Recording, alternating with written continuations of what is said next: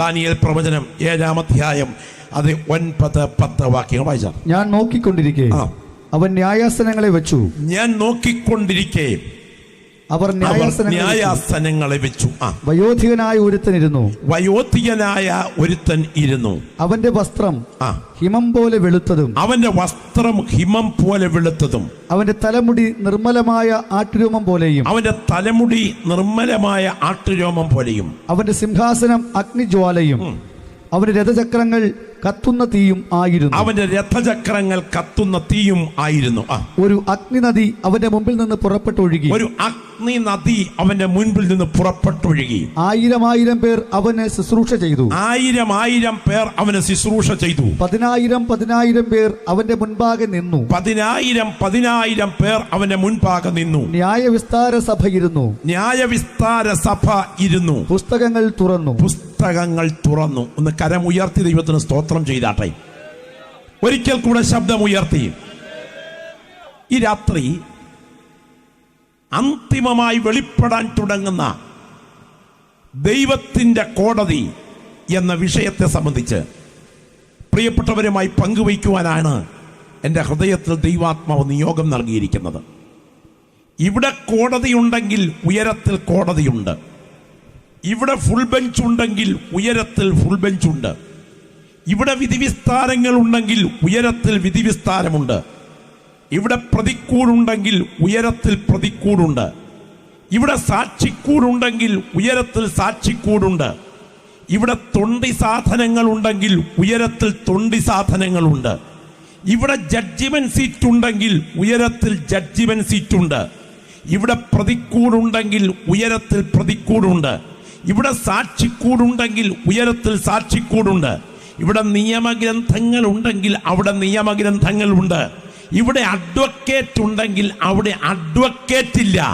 തട്ടിപ്പും വെട്ടിപ്പും വഞ്ചനയും പൂഴ്ത്തിവയ്പ്പും ഏതെങ്കിലും വ്യക്തി ഇവിടെ പണം വാങ്ങിച്ചുകൊണ്ട് ആർക്കു വേണ്ടിയും വാദിക്കാൻ ഇവിടെ അഡ്വക്കേറ്റിനെ കിട്ടും. എന്നാൽ സ്വർഗത്തിൻ്റെ കോടതിക്ക് മുൻപിൽ, ദൈവത്തിൻ്റെ ജുഡീഷ്യറിക്ക് മുൻപിൽ ഈ സംസാരിക്കുന്ന ഞാനും ഈ കേൾക്കുന്ന നീയും നിൽക്കേണ്ടി വരുമ്പോൾ നമുക്ക് വേണ്ടി വാദിക്കാൻ ഒറ്റ അഡ്വക്കേറ്റ് ഉണ്ടായിരിക്കില്ല. ജഡ്ജിയോട് പ്രതി നേരിട്ട് കണക്ക് തീർക്കുന്ന ഒരു കോടതി ചരിത്രത്തിലുണ്ടെങ്കിൽ അത് ഈ രാത്രി ഞങ്ങൾ പ്രസംഗിക്കുന്ന സ്വർഗത്തിന്റെ കോടതിയാണ്. പ്രിയരെ, സെക്ഷൻ ക്ലാസ്സിൽ കേസ് കൊടുത്ത് തോറ്റാൽ ഡിസ്ട്രിക്ട് കോർട്ടിൽ അപ്പീൽ പോകാം. ഡിസ്ട്രിക്ട് കോർട്ടിൽ കേസ് കൊടുത്ത് തോറ്റാൽ ഹൈക്കോർട്ടിൽ അപ്പീൽ പോകാം. ഹൈക്കോർട്ടിൽ കേസ് കൊടുത്ത് തോറ്റാൽ സുപ്രീം കോർട്ടിൽ അപ്പീൽ പോകാം. സുപ്രീം കോർട്ടിൽ കേസ് കൊടുത്ത് തോറ്റാൽ പ്രസിഡന്റിന്റെ അടുക്കൽ ദയാഹർജി കൊടുക്കാം. അവിടെയും വിധി തള്ളിയാൽ പിന്നെ ഗതികേട് തന്നെയാണ്. മനസ്സിലായോ? സെക്ഷൻ ക്ലാസ്സിൽ കേസ് കൊടുത്ത് തോറ്റു, ഡിസ്ട്രിക്ട് കോർട്ടിൽ അപ്പീൽ പോയി. ഡിസ്ട്രിക്ട് കോർട്ടിൽ കേസ് കൊടുത്ത് തോറ്റു, ഹൈക്കോർട്ടിൽ അപ്പീൽ പോയി. ഹൈക്കോർട്ടിൽ കേസ് കൊടുത്ത് തോറ്റു, സുപ്രീം കോർട്ടിൽ അപ്പീൽ പോയി. സുപ്രീം കോർട്ടിൽ കേസ് കൊടുത്ത് തോറ്റു, പ്രസിഡന്റിന്റെ അടുക്കൽ ദയാഹർജി കൊടുത്തു. അവിടെയും വിധി തള്ളി. അതിനുശേഷം കക്ഷിയെ തൂക്കിലിടാൻ അങ്ങ് വിധിച്ചെന്നിരിക്കട്ടെ. കക്ഷി തൂക്കിലേറ്റപ്പെടുന്നതിന്റെ തലേ രാത്രിയിൽ പ്രതി കിടക്കുന്ന സെല്ലിലേക്ക് ഒരു പോലീസുകാരൻ എത്തി നോക്കിയപ്പോ കക്ഷി ചത്ത് കിടക്കുന്നത് പോലെ തോന്നി. അകത്ത് കയറി നാടി പിടിച്ചു നോക്കിയപ്പോൾ ആള് പോയി. അങ്ങനായാൽ എങ്ങനാകും വിധിയുടെ സ്വഭാവം? നിങ്ങൾ ചിന്തിച്ചിട്ടുണ്ടോ? സ്തോത്രം. വിധി നടക്കുന്നതിൻ്റെ തലേ രാത്രിയിൽ ഒരു പ്രതി സ്വാഭാവികമായി മരിച്ചാൽ ഇവിടുത്തെ വിധിയുടെ സ്വഭാവം എന്താകും? നിയമം അറിയാവുന്നവരോട് ചോദിക്കണം. ഇവിടുത്തെ വിധി നിയമപരമായി അസാധുവാകും. എന്നാൽ സ്വർഗത്തിന്റെ കോടതി കൂടുന്നതിന് മുൻപ് ഏത് പ്രതി എങ്ങനെ മരിച്ചാലും, അത് കിണറ്റിച്ചാടി ചത്താലും, വിഷം കുടിച്ച് ചത്താലും, റെയിൽവേ ട്രാക്കിൽ തലവെച്ച് ചത്താലും, തൂങ്ങിച്ചത്താലും, മരണം കൊണ്ട് വിധി മാറ്റിവെക്കാതെ പുനരുത്ഥാനം എന്ന പ്രക്രിയയിലൂടെ ഈ ഡെഡ് ബോഡിയെ ഉയർത്തെഴുന്നേൽപ്പിച്ചു കൊണ്ടുവന്ന് കണക്ക് തീർക്കാതെ അടങ്ങിയിരിക്കാത്ത ഒരു ജഡ്ജി ചരിത്രത്തിൽ ഉണ്ടെങ്കിൽ അത് ഈ രാത്രി ഞങ്ങൾ പ്രസംഗിക്കുന്ന നസറേനായ യേശുവാണ്. മാനവ കുലത്തിന്റെ സുപ്രീം ജഡ്ജി ഇന്ന് രാത്രി ഞങ്ങൾ പ്രസംഗിക്കുന്ന നസറേനായ യേശു. രാത്രി നിങ്ങൾ ശ്രദ്ധിക്കണം. വേദപുസ്തകത്തിൽ ഇത്രയും പ്രാധാന്യമുള്ള ഒരു വിഷയം മറ്റൊരിടത്തുമില്ല. 31,173 വാക്യങ്ങളുള്ള ഈ വിശുദ്ധ ബൈബിൾ ഏറ്റവും പ്രാധാന്യത്തോടെ നൽകുന്ന സബ്ജക്റ്റാണ് ദൈവത്തിൻ്റെ കോടതി എന്ന സബ്ജക്റ്റ്. എൻ്റെ പ്രിയപ്പെട്ട സഹോദരങ്ങളെ, നമുക്കറിയാം നിഖ്യ വിശ്വാസ പ്രമാണം അറിയാൻ വയ്യാത്ത സുറിയാനി ക്രൈസ്തവരാരും എൻ്റെ കേൾവിക്കാരിലില്ല.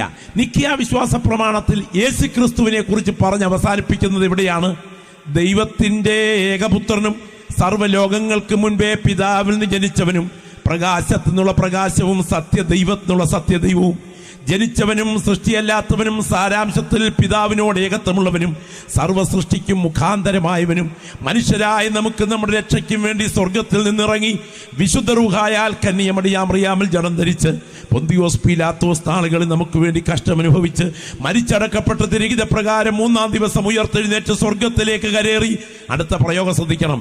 ജീവിച്ചിരിക്കുന്നവരെയും മരിച്ചവരെയും വിധിപ്പാൻ തൻ്റെ മഹാപ്രഭാവത്തോടെ വരുവാനിരിക്കുന്ന യേശു കർത്താവിലും ഞങ്ങൾ വിശ്വസിക്കുന്നു എന്ന് ക്രൈസ്തവ ലോകം ഏറ്റുചൊല്ലുമ്പോൾ ഞങ്ങൾ അവനെ കാത്തിരിക്കുന്നു എന്ന് പറയാൻ വിളിക്കപ്പെട്ടവരാണ് എൻ്റെ മുൻപിൽ നിന്ന് ആരാധിക്കുന്ന ദൈവമക്കൾ. ഇത് കളിയല്ല, ഇത് ഡാക്കിനി അമ്മൂമ്മയുടെ കഥയല്ല, ഇത് കുഞ്ചിക്കുറുപ്പും പൊന്നമ്മ സൂപ്രണ്ടും ബോബനും മോളിയുമല്ല. ഞാനിവിടെ നിൽക്കുന്നത് സത്യമാണെങ്കിൽ, എൻ്റെ കൂടപ്പിറപ്പേ നീ ഇവിടെ ഇരിക്കുന്നത് സത്യമാണെങ്കിൽ, സ്വർഗത്തിൻ്റെ കോടതിയോട് ദൈവത്തിൻ്റെ ജുഡീഷ്യറിയോട് ഈ നിൽക്കുന്ന ഞാനും ഈ കേൾക്കുന്ന നീയും കണക്ക് കൊടുക്കേണ്ട ഒരു ദിവസം വരുന്നു. ഏൽപ്പിച്ച പ്രമാണം എത്രത്തോളം പാലിച്ചു എന്നതിന്, ഏൽപ്പിച്ച ജീവിതം എങ്ങനെ ചിലവഴിച്ചു എന്നതിന് എൻ്റെ ദൈവത്തിൻ്റെ കോടതിയോട് കണക്ക് കൊടുക്കേണ്ടവരാണ് ഈ മുൻപിൽ ആമേൻ പറയുന്ന ദൈവമക്കളെങ്കിൽ വളരെ ഗൗരവത്തോടെ കേൾക്കുക. ദൈവത്തിൻ്റെ കോടതി യാഥാർത്ഥ്യമാണ്. ദൈവത്തിന് സ്തോത്രം. ഒന്ന് കരങ്ങൾ ഉയർത്തി ദൈവത്തിന് മഹത്വം അർപ്പിക്കാൻ കഴിയുമോ? ഈ കോടതിയുടെ സമയം എപ്പോഴാണ്? 2, ഈ കോടതിയുടെ സ്ഥലം എവിടെയാണ്? 3, ഈ കോടതിയുടെ സുപ്രീം ജഡ്ജി ആരാണ്? 4, ഈ കോടതിയുടെ മുൻപിലെ പ്രതികൾ ആരൊക്കെയാണ്? 5, ഈ കോടതിയുടെ മുൻപിലെ തൊണ്ടി സാധനങ്ങൾ എന്തൊക്കെയാണ്? അടുത്തത്, ഈ കോടതിയുടെ നിയമഗ്രന്ഥങ്ങൾ എന്താണ്? ഈ കോടതിയുടെ വിധിയുടെ പരിണിത ഫലം എന്താണ്? ഇന്ന് രാത്രി എൻ്റെ ശ്രോതാക്കൾ ചെവി തുറന്ന് കേൾക്കണം. നാളെ രാത്രി ഈ വചനം കേൾക്കാൻ നിങ്ങൾക്ക് ഭാഗ്യമുണ്ടായില്ലെങ്കിൽ ഇന്ന് രാത്രി നിങ്ങൾ നിത്യതയ്ക്കായി ഒരുങ്ങി മാത്രമേ ഈ ഗ്രൗണ്ട് വിട്ട് എഴുന്നേൽക്കാവൂ. പരിശുദ്ധാത്മാവ് നിങ്ങളോട് വ്യക്തിപരമായി ഇടപെടുന്നു. ഏത് സമയവും പ്രതീക്ഷിക്കാത്ത അതിഥിയെപ്പോലെ മരണം നിന്റെ കൺമുൻപിലെത്തും. എന്നാൽ നിത്യതയ്ക്കായി വിടുവിക്കപ്പെടാൻ കർത്താവ് ചില വ്യക്തികളെ ഒരുക്കുന്ന രാത്രിയാണ്. ദൈവമക്കൾ പ്രാർത്ഥിക്കാൻ തയ്യാറാകട്ടെ. ദൈവം ഇന്ന് രാത്രി പ്രവർത്തിക്കാൻ എഴുന്നേൽക്കുന്ന രാത്രിയാണ്. നിങ്ങൾക്കറിയാം, കേരളം കണ്ട ശക്തമായ ഒരു കേസാണ് അഭയ കൊലക്കേസ്. അഭയ കൊലക്കേസിൽ അനീതിയേത നീതിയേത എന്നൊന്നും പറയാനല്ല ഞാൻ വരുന്നത്. അഭയ കൊലക്കേസിലെ പ്രധാന പ്രതികളായ സിസ്റ്റർ അഭയുടെ കൊലപാതകത്തിന് കാരണക്കാരായ സിസ്റ്റർ സെബിയെയും ഫാദർ പിതൃക്കലിനെയും ഉൾപ്പെടെയുള്ള പുരോഹിതന്മാരെയും റിമാൻഡിലേക്ക് വിട്ടുകൊടുത്തുകൊണ്ട് എറണാകുളം ഹൈക്കോടതി ജഡ്ജ് ബസ്വന്ത് പുറപ്പെടുവിച്ച ഒരു വിധി പ്രസ്താവനയുടെ പകർപ്പ് മലയാള മനോരമയിൽ വന്ന വാർത്ത എൻ്റെ കൈകളിലുണ്ട്. അദ്ദേഹം പറഞ്ഞ വാർത്ത കേൾക്കണോ? വാക്കുകൾ കേൾക്കണോ? ഒരു ദൈവദാസൻ പറഞ്ഞ വാക്കല്ല. എറണാകുളം ഹൈക്കോടതി ജഡ്ജ് ബസ്വന്ത് പുറപ്പെടുവിച്ച വിധി പ്രസ്താവനയിൽ താൻ പറഞ്ഞ വാക്കുകൾ ഇങ്ങനെയാണ്: ഭൂമിയിൽ നീതി നിറവേറ്റപ്പെട്ടില്ലെങ്കിലും ദൈവത്തിൻ്റെ കോടതി നീതി നിറവേറ്റുമെന്നോർക്കണം. സത്യം തുറന്നു പറയാൻ ബാധ്യതയുള്ളവർ മൗനം പാലിച്ചാൽ അവസാനം ഇരുൾ മൂടിയ ഇരിപ്പിടമായിരിക്കും നരകത്തിൽ നിങ്ങൾ കൊരുക്കുക എന്നത് മറക്കരുത്. ഇന്ന് രാത്രി അംഗീകരിച്ചാലും അവഗണിച്ചാലും എതിർത്താലും എതിരേറ്റാലും ഒരു സത്യം ഉറപ്പിച്ചു പറയാം, നിന്റെ ജീവിതത്തിൽ ദൈവത്തോട് കണക്ക് കൊടുക്കേണ്ട ഒരു ദിവസം വരുന്നു. ഇന്ന് രാത്രി അതിനായി നീ ഒരുങ്ങിയാൽ നീ ധന്യനാകുന്ന രാത്രിയാണ്. അവഗണിച്ചാൽ ഒരു തുള്ളി വെള്ളത്തിനായി പിടയുന്ന നരകമാണ് നിന്നെ കാത്തിരിക്കുന്നതെങ്കിൽ, നിന്നെ പോലെ അരിഷ്ടൻ മറ്റാരുമില്ലെന്നും, എന്നാൽ മാറി പുതയ്ക്കാൻ പുതപ്പില്ലെങ്കിലും വെച്ച കഞ്ഞിക്കൊഴിക്കാൻ ഉപ്പില്ലെങ്കിലും എൻ്റെ പേര് ജീവന്റെ പുസ്തകത്തിലുണ്ട് എന്ന് ഉറപ്പ് പ്രാപിച്ച ഒരു ദൈവപൈതൽ ഇവിടെയുണ്ടെങ്കിൽ, ഈ രാത്രി നിന്റെ മരണ ദിവസമായാൽ നിന്റെ വിശ്രമം നിന്റെ വീണ്ടെടുപ്പുകാരന്റെ മാർവിലാണെന്ന് ഉറപ്പ് പ്രാപിച്ച ദൈവമക്കൾ ഈ ഗ്രൗണ്ടിൽ ശബ്ദമുയർത്തി പറയണം, ദൈവത്തിന്റെ കോടതി യാഥാർത്ഥ്യമാണ്. അത് വെളിപ്പെടുന്ന ദിവസങ്ങൾ വരാൻ തുടങ്ങുന്നു. ഇനി നിങ്ങൾ അല്പ മിനിറ്റുകൾ ഈ പുസ്തകത്തിന്റെ പശ്ചാത്തലത്തിലേക്ക് ശ്രദ്ധിക്കണം. ഇന്നത്തെ ആത്മീയത നിത്യതയ്ക്ക് പ്രാധാന്യം നൽകാത്ത ആത്മീയതയാണ്. ഏറ്റവും അപകടകരമായ ഒരു ആത്മീയതയിലേക്ക് ഈ തലമുറ നീങ്ങുകയാണ്. ഈ രാത്രി ഗൗരവമായി നാം ഒന്ന് വിലയിരുത്തേണ്ടതുണ്ട്. ജനക്കൂട്ടത്തിന്റെ മനഃശാസ്ത്രം മനസ്സിലാക്കിക്കൊണ്ട് നിങ്ങളെ വൈകാരികമായി ഇക്കിളിക്കിടാൻ ഉണർവ് വിടുതൽ നാടകങ്ങൾ നടത്താനല്ല ഞാൻ ഇന്ന് രാത്രി ഇവിടെ നിൽക്കുന്നത്.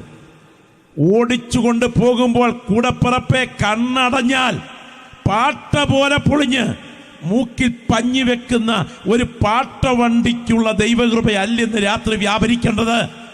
ഇരുത്തി കുലുങ്ങിയാൽ പൊട്ടി വീഴുന്ന ഒരു സിമന്റ് കൂന പ്രാർത്ഥിച്ച് നേടാനല്ല ഈ രാത്രി സുവിശേഷ യോഗം വെച്ചിരിക്കുന്നത്. നിയമം മാറിയാൽ ഭണ്ഡാരത്തിൽ ചേരുന്ന ഒരു തുണ്ട് വസ്തുവിന് വേണ്ടിയല്ല ഈ രാത്രി ശുശ്രൂഷ നടക്കുന്നത്. ഇന്ന് രാത്രി നിന്റെ കണ്ണടഞ്ഞാൽ പറുദീസയിൽ നിന്റെ നിത്യത എത്തണം. അതിന് കണ്ണിൽ അടയുന്നതിന് മുൻപ് ആത്മാവ് നിന്നെ ഒരിക്കൽ കൂടെ ഒരുക്കുന്ന രാത്രിയാണ്. വ്യക്തികളോട് ദൈവാത്മാവ് രാത്രി ശക്തമായി ഇടപെടുകയാണ്. നിങ്ങൾ അറിയണം, പഴയ നിയമത്തിലെ 27-ാമത്തെ പുസ്തകമാണ് ദാനിയേൽ പ്രവചനം. 12 അധ്യായമാണുള്ളത്. 1-ാം അധ്യായം പ്രവാസ ചരിത്ര വർണ്ണനയാണ്. 2-ാം അധ്യായം ചതുർവിധ ലോഹനിർമ്മിതമായ ഒരു ബിംബത്തിന്റെ ദർശനമാണ്. 3-ാം അധ്യായം ഒരു വൃക്ഷ ദർശനമാണ്.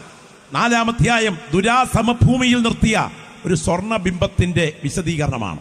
5-ാം അധ്യായം ബെൽസസറിന്റെ കൊട്ടാര ഭിത്തിയിൽ വെളിപ്പെടുന്ന ദൈവകോടതിയുടെ കയ്യെഴുത്താണ്. മെനെ മെനെ തെക്കേൽ ഫാർസി എന്ന ദൈവകോടതിയുടെ കയ്യെഴുത്താണ്. 6-ാം അധ്യായം ദാനിയേൽ സിംഹഗുഹയിലാണ്. 7-ാം അധ്യായം 4 വന്യമൃഗങ്ങളുടെ ദർശനമാണ്. 8-ാം അധ്യായം ആട്ടുകൊറ്റൻ കോലാട്ടുകൊറ്റൻ ഈ 2 ജീവികളുടെ രംഗപ്രവേശനത്തിലൂടെ യുഗത്തിന്റെ സന്ധ്യയിൽ എതിർ ക്രിസ്തുവിന്റെ ഭരണം ചരിത്രത്തിൽ എങ്ങനെ ഉത്ഭവിക്കും എന്നതിന്റെ സ്ഥിതിവിവര കണക്കാണ് 8-ാം അധ്യായം. 9-ാം അധ്യായം ചരിത്ര പ്രസിദ്ധമായ 70 ആഴ്ചവട്ടങ്ങളുടെ കണക്കാണ്. 10-ാം അധ്യായം അന്ധകാര ശക്തികളോട് പടപൊരുതേണ്ടതിന് ദൈവത്തിന്റെ ദൂതന്മാർ ആകാശമണ്ഡലത്തിൽ ഇറങ്ങി വരികയും പ്രാർത്ഥിച്ച ദാനിയേലിന്റെ പ്രാർത്ഥനയ്ക്കെതിരെ ഉയർന്ന പാർസി പ്രഭുവിന്റെ ശക്തിയെ ദൈവാത്മാവ് ബന്ധിക്കുന്ന അധ്യായമാണ് 10-ാം അധ്യായം. 11-ാം അധ്യായം എതിർ ക്രിസ്തുവിന്റെ വംശാവലി പരമ്പര പട്ടികയാണ്. 12-ാം അധ്യായം നീയോ ദാനിയേലെ പൊയ്ക്കൊള്ളുക, നീ വിശ്രമിച്ച് കാലാവസാനത്തിങ്കൽ നിന്റെ ഓഹരി പ്രാപിപ്പാൻ എഴുന്നേറ്റ് വരും എന്ന് പറഞ്ഞുകൊണ്ട് ദാനിയേലിനെ അന്ത്യയാത്ര അയക്കുകയാണ്. ഇന്ന് ഇറാനിൽ പേർഷ്യൻ രാജാക്കന്മാരുടെ കല്ലറകളുടെ ഇടയിൽ പുരാതന ഭക്തനായ ദാനിയേലിന്റെ കല്ലറ നിങ്ങൾക്ക് നേരിട്ട് കാണാം. ഇത് സങ്കല്പമല്ല, ഇത് യാഥാർത്ഥ്യം തന്നെയാണ്. സലാലായിൽ ഇയ്യോബിന്റെ കല്ലറയുള്ളതുപോലെ, മക്കയിൽ മുഹമ്മദ് നബിയുടെ കല്ലറയുള്ളതുപോലെ, മക്കപ്പല ഗുഹയിൽ അബ്രഹാമിന്റെയും ഇസ്ഹാക്കിന്റെയും യാക്കോബിന്റെയും ലേയയുടെയും ശവകുടീരങ്ങൾ മക്കപ്പല ഗുഹയിൽ ഉള്ളതുപോലെ, ദൈവത്തിന് സ്തോത്രം, ഇംഗ്ലണ്ടിനെ കിടുകിട വിറപ്പിച്ച രാജാക്കന്മാരുടെ കല്ലറകൾ ഇംഗ്ലണ്ടിലെ വെസ്റ്റ് മിനിസ്റ്റർ ആബയിൽ ഉള്ളതുപോലെ, ദൈവത്തിന് സ്തോത്രം, നിങ്ങൾക്ക് ഇറാനിൽ പേർഷ്യൻ രാജാക്കന്മാരുടെ കല്ലറകളുടെ ഇടയിൽ സൈറസിന്റെ കല്ലറയോട് ചേർന്ന് പുരാതന ഭക്തനായ ദാനിയേലിന്റെ കല്ലറ കാണാം. ഇന്ന് രാത്രി ഞാൻ പറയുന്ന വസ്തുതകൾക്ക് ചരിത്രം സാക്ഷി എന്ന് പറയാനാണ് ഞാൻ ഈ വന്നത്. ഇനി ഒരു കാര്യം, ഇത് ഇത്രമാത്രം കൃത്യമായി വിശ്വസിക്കാൻ കഴിയുമോ? ഞാനതിന് നിങ്ങളുടെ മുൻപിലേക്ക് ഒരു തെളിവ് നിരത്തിക്കൊണ്ട് ഈ വിഷയത്തെ ചരിത്രപരമായി പ്രാവചനിക സത്യസന്ധതയെ ഒന്ന് ഉറപ്പിച്ചുകൊണ്ട് മുൻപോട്ട് നീങ്ങാനായിട്ട് ആഗ്രഹിക്കുകയാണ്. വേദപുസ്തക പ്രവചനവും ഇതര പ്രവചനവും തമ്മിലുള്ള വ്യത്യാസം നമ്മൾ തിരിച്ചറിയണം. വേദപുസ്തക പ്രവചനത്തിന് ചില പ്രത്യേകതകളുണ്ട്. വേദപുസ്തക പ്രവചനത്തിന് പ്രചോദനം നൽകിയ പ്രവാചകാത്മാവും പ്രചോദന ജീവനുമായി പ്രവചിച്ചു പ്രവചിച്ചു പ്രവചിച്ചു പ്രവചിച്ചു പ്രവചിച്ചു പ്രവചിച്ചു പ്രവചിച്ചു പ്രവചിച്ചു പ്രവചിച്ച് പ്രവചിച്ചതുപോലെ ജനിച്ച് പ്രവചിച്ചതുപോലെ ജീവിച്ച് പ്രവചിച്ചതുപോലെ മരിച്ച് പ്രവചിച്ചതുപോലെ അടക്കപ്പെട്ട് പ്രവചിച്ചതുപോലെ ഉയർത്തെഴുന്നേറ്റ് പ്രവചിച്ചതുപോലെ സ്വർഗാരോഹണം ചെയ്ത് പ്രവചിച്ചതുപോലെ ഇന്ന് രാത്രിയും പ്രാർത്ഥിക്കുന്ന തന്റെ ജനത്തിനായി മധ്യസ്ഥതയണച്ച് പ്രവചിച്ചതുപോലെ മടങ്ങി വരുന്ന ഒരുവനേ ഉള്ളൂ. അത് ഈ രാത്രി ഞങ്ങൾ പ്രസംഗിക്കുന്ന നസറയനായ യേശുവാണ്. അവരിലാണ് പ്രവചനങ്ങൾ മുഴുവൻ കേന്ദ്രീകരിക്കപ്പെട്ടിരിക്കുന്നത്. എന്നാൽ വേദപുസ്തക പ്രവചനങ്ങൾ ഭാവനയല്ല, സങ്കല്പമല്ല, യാഥാർത്ഥ്യമാണ്. ഇതിൽ ദാനിയേൽ പ്രവചനത്തിന് ഒരു പ്രസക്തി നൽകുന്ന ഭാഗം പറയുമ്പോൾ ഇനിയും ഞാൻ വിശദീകരിക്കാൻ പോകുന്ന വിഷയത്തിന് സത്യസന്ധത എൻ്റെ കേൾവിക്കാർക്ക് ബോധ്യമാകും. നിങ്ങളിൽ ചിലരെങ്കിലും വായിച്ചിട്ടുണ്ടാകാം. ജി കുഞ്ഞികൃഷ്ണൻ നായർ എന്നറിയപ്പെടുന്ന മലയാളം എഴുത്തുകാരൻ എഴുതിയ അലക്സാണ്ടർ എന്ന ശ്രദ്ധേയമായ ഒരു ജീവചരിത്ര ഗ്രന്ഥം. അതിനകത്ത് ഒരു ശ്രദ്ധേയ പടയോട്ടത്തെക്കുറിച്ച് വിശദീകരിച്ചിട്ടുണ്ട്. അലക്സാണ്ടർ സൈന്യസമേതനായി ഇന്ത്യയിൽ പോറസിനോട് ഏറ്റുമുട്ടിയതിനു ശേഷം തിരിച്ച് കടന്നു പോകുന്ന സമയം ഈജിപ്റ്റ് ആക്രമിക്കേണ്ടതിന് വേണ്ടി പലസ്തീൻ നാടിന്റെ നടുക്കൂടെ കടന്നു പോകേണ്ടതിന് ചരിത്ര പ്രസിദ്ധമായ മെഗിദ്ദോ താഴ്വരയിൽ തമ്പടിച്ചിരിക്കുന്ന രാത്രി. അന്ന് രാത്രി യെരൂശലേം ദൈവാലയത്തിലെ ഒരു മഹാപുരോഹിതനായി സേവനമനുഷ്ഠിക്കുന്ന യാദുവ എന്ന ഒരു പുരോഹിതനൊരു ദർശനമുണ്ടായി. ഞാനൊരു വസ്തുത ഇടയ്ക്ക് തിരികെ കയറ്റി പറയട്ടെ. നാളെ നടത്താൻ ശത്രു നിന്റെ കുടുംബത്തിന് മേൽ ഒരുക്കി വച്ചിരിക്കുന്ന കണികളെ ഇന്ന് രാത്രി പ്രവചനാത്മാവിൽ നിന്നെ അറിയിച്ച് അതിനെ ബന്ധിക്കാൻ കഴിവുള്ള ദൈവശക്തി ഇന്ന് രാത്രിയും വിശ്വസിക്കുന്ന ദൈവമക്കൾക്ക് വേണ്ടി വ്യാപരിക്കുന്നുണ്ട്. ദൈവത്തിന് സ്തോത്രം. ദൈവാത്മാവ് തന്റെ ദാസനോട് ഇങ്ങനെ പറഞ്ഞു, പടിഞ്ഞാറ് നിന്ന് സർവ്വഭൂതലത്തിലും കൂടെ കണ്ണുകൾക്ക് നടുവിൽ ഒറ്റക്കൊമ്പനായി കൊടുങ്കാറ്റ് പോലെ കടന്നു വരുമെന്ന് ദാനിയേൽ പ്രവചനം 8-ാം അധ്യായത്തിൽ രേഖപ്പെടുത്തിയിരിക്കുന്ന ദൈവത്തിന് സ്തോത്രം. കോലാട്ടുകൊറ്റൻ നിന്റെ മൂക്കിന്റെ കീഴിലെത്തിക്കഴിഞ്ഞു. നാളെ പ്രഭാതത്തിൽ വെള്ളിച്ചണ്ടകൾ അടിച്ചു പാട്ടുപാടി നേരെ ദേവാലയത്തിൽ നിന്ന് അവൻ തമ്പടിച്ചിരിക്കുന്ന സ്ഥലത്തെത്തിച്ചേർന്നിട്ട് അവന്റെ അപ്പൻ വല്യപ്പൻ ഇവർ ജനിക്കും മുൻപ് അവന്റെ ഭാവിയെ കുറിച്ച് എഴുതി വച്ചിരിക്കുന്ന ഒരു പുസ്തകം ഇവിടെയുണ്ട് എന്ന് ബോധ്യപ്പെടുത്തിയാൽ അവൻ ഈ നാട് ആക്രമിക്കാതെ പിന്മാറും. ദൈവിക നിയോഗമോർത്തിയാൻ ദൈവത്തിന് മഹത്വം അർപ്പിക്കുകയാണ്.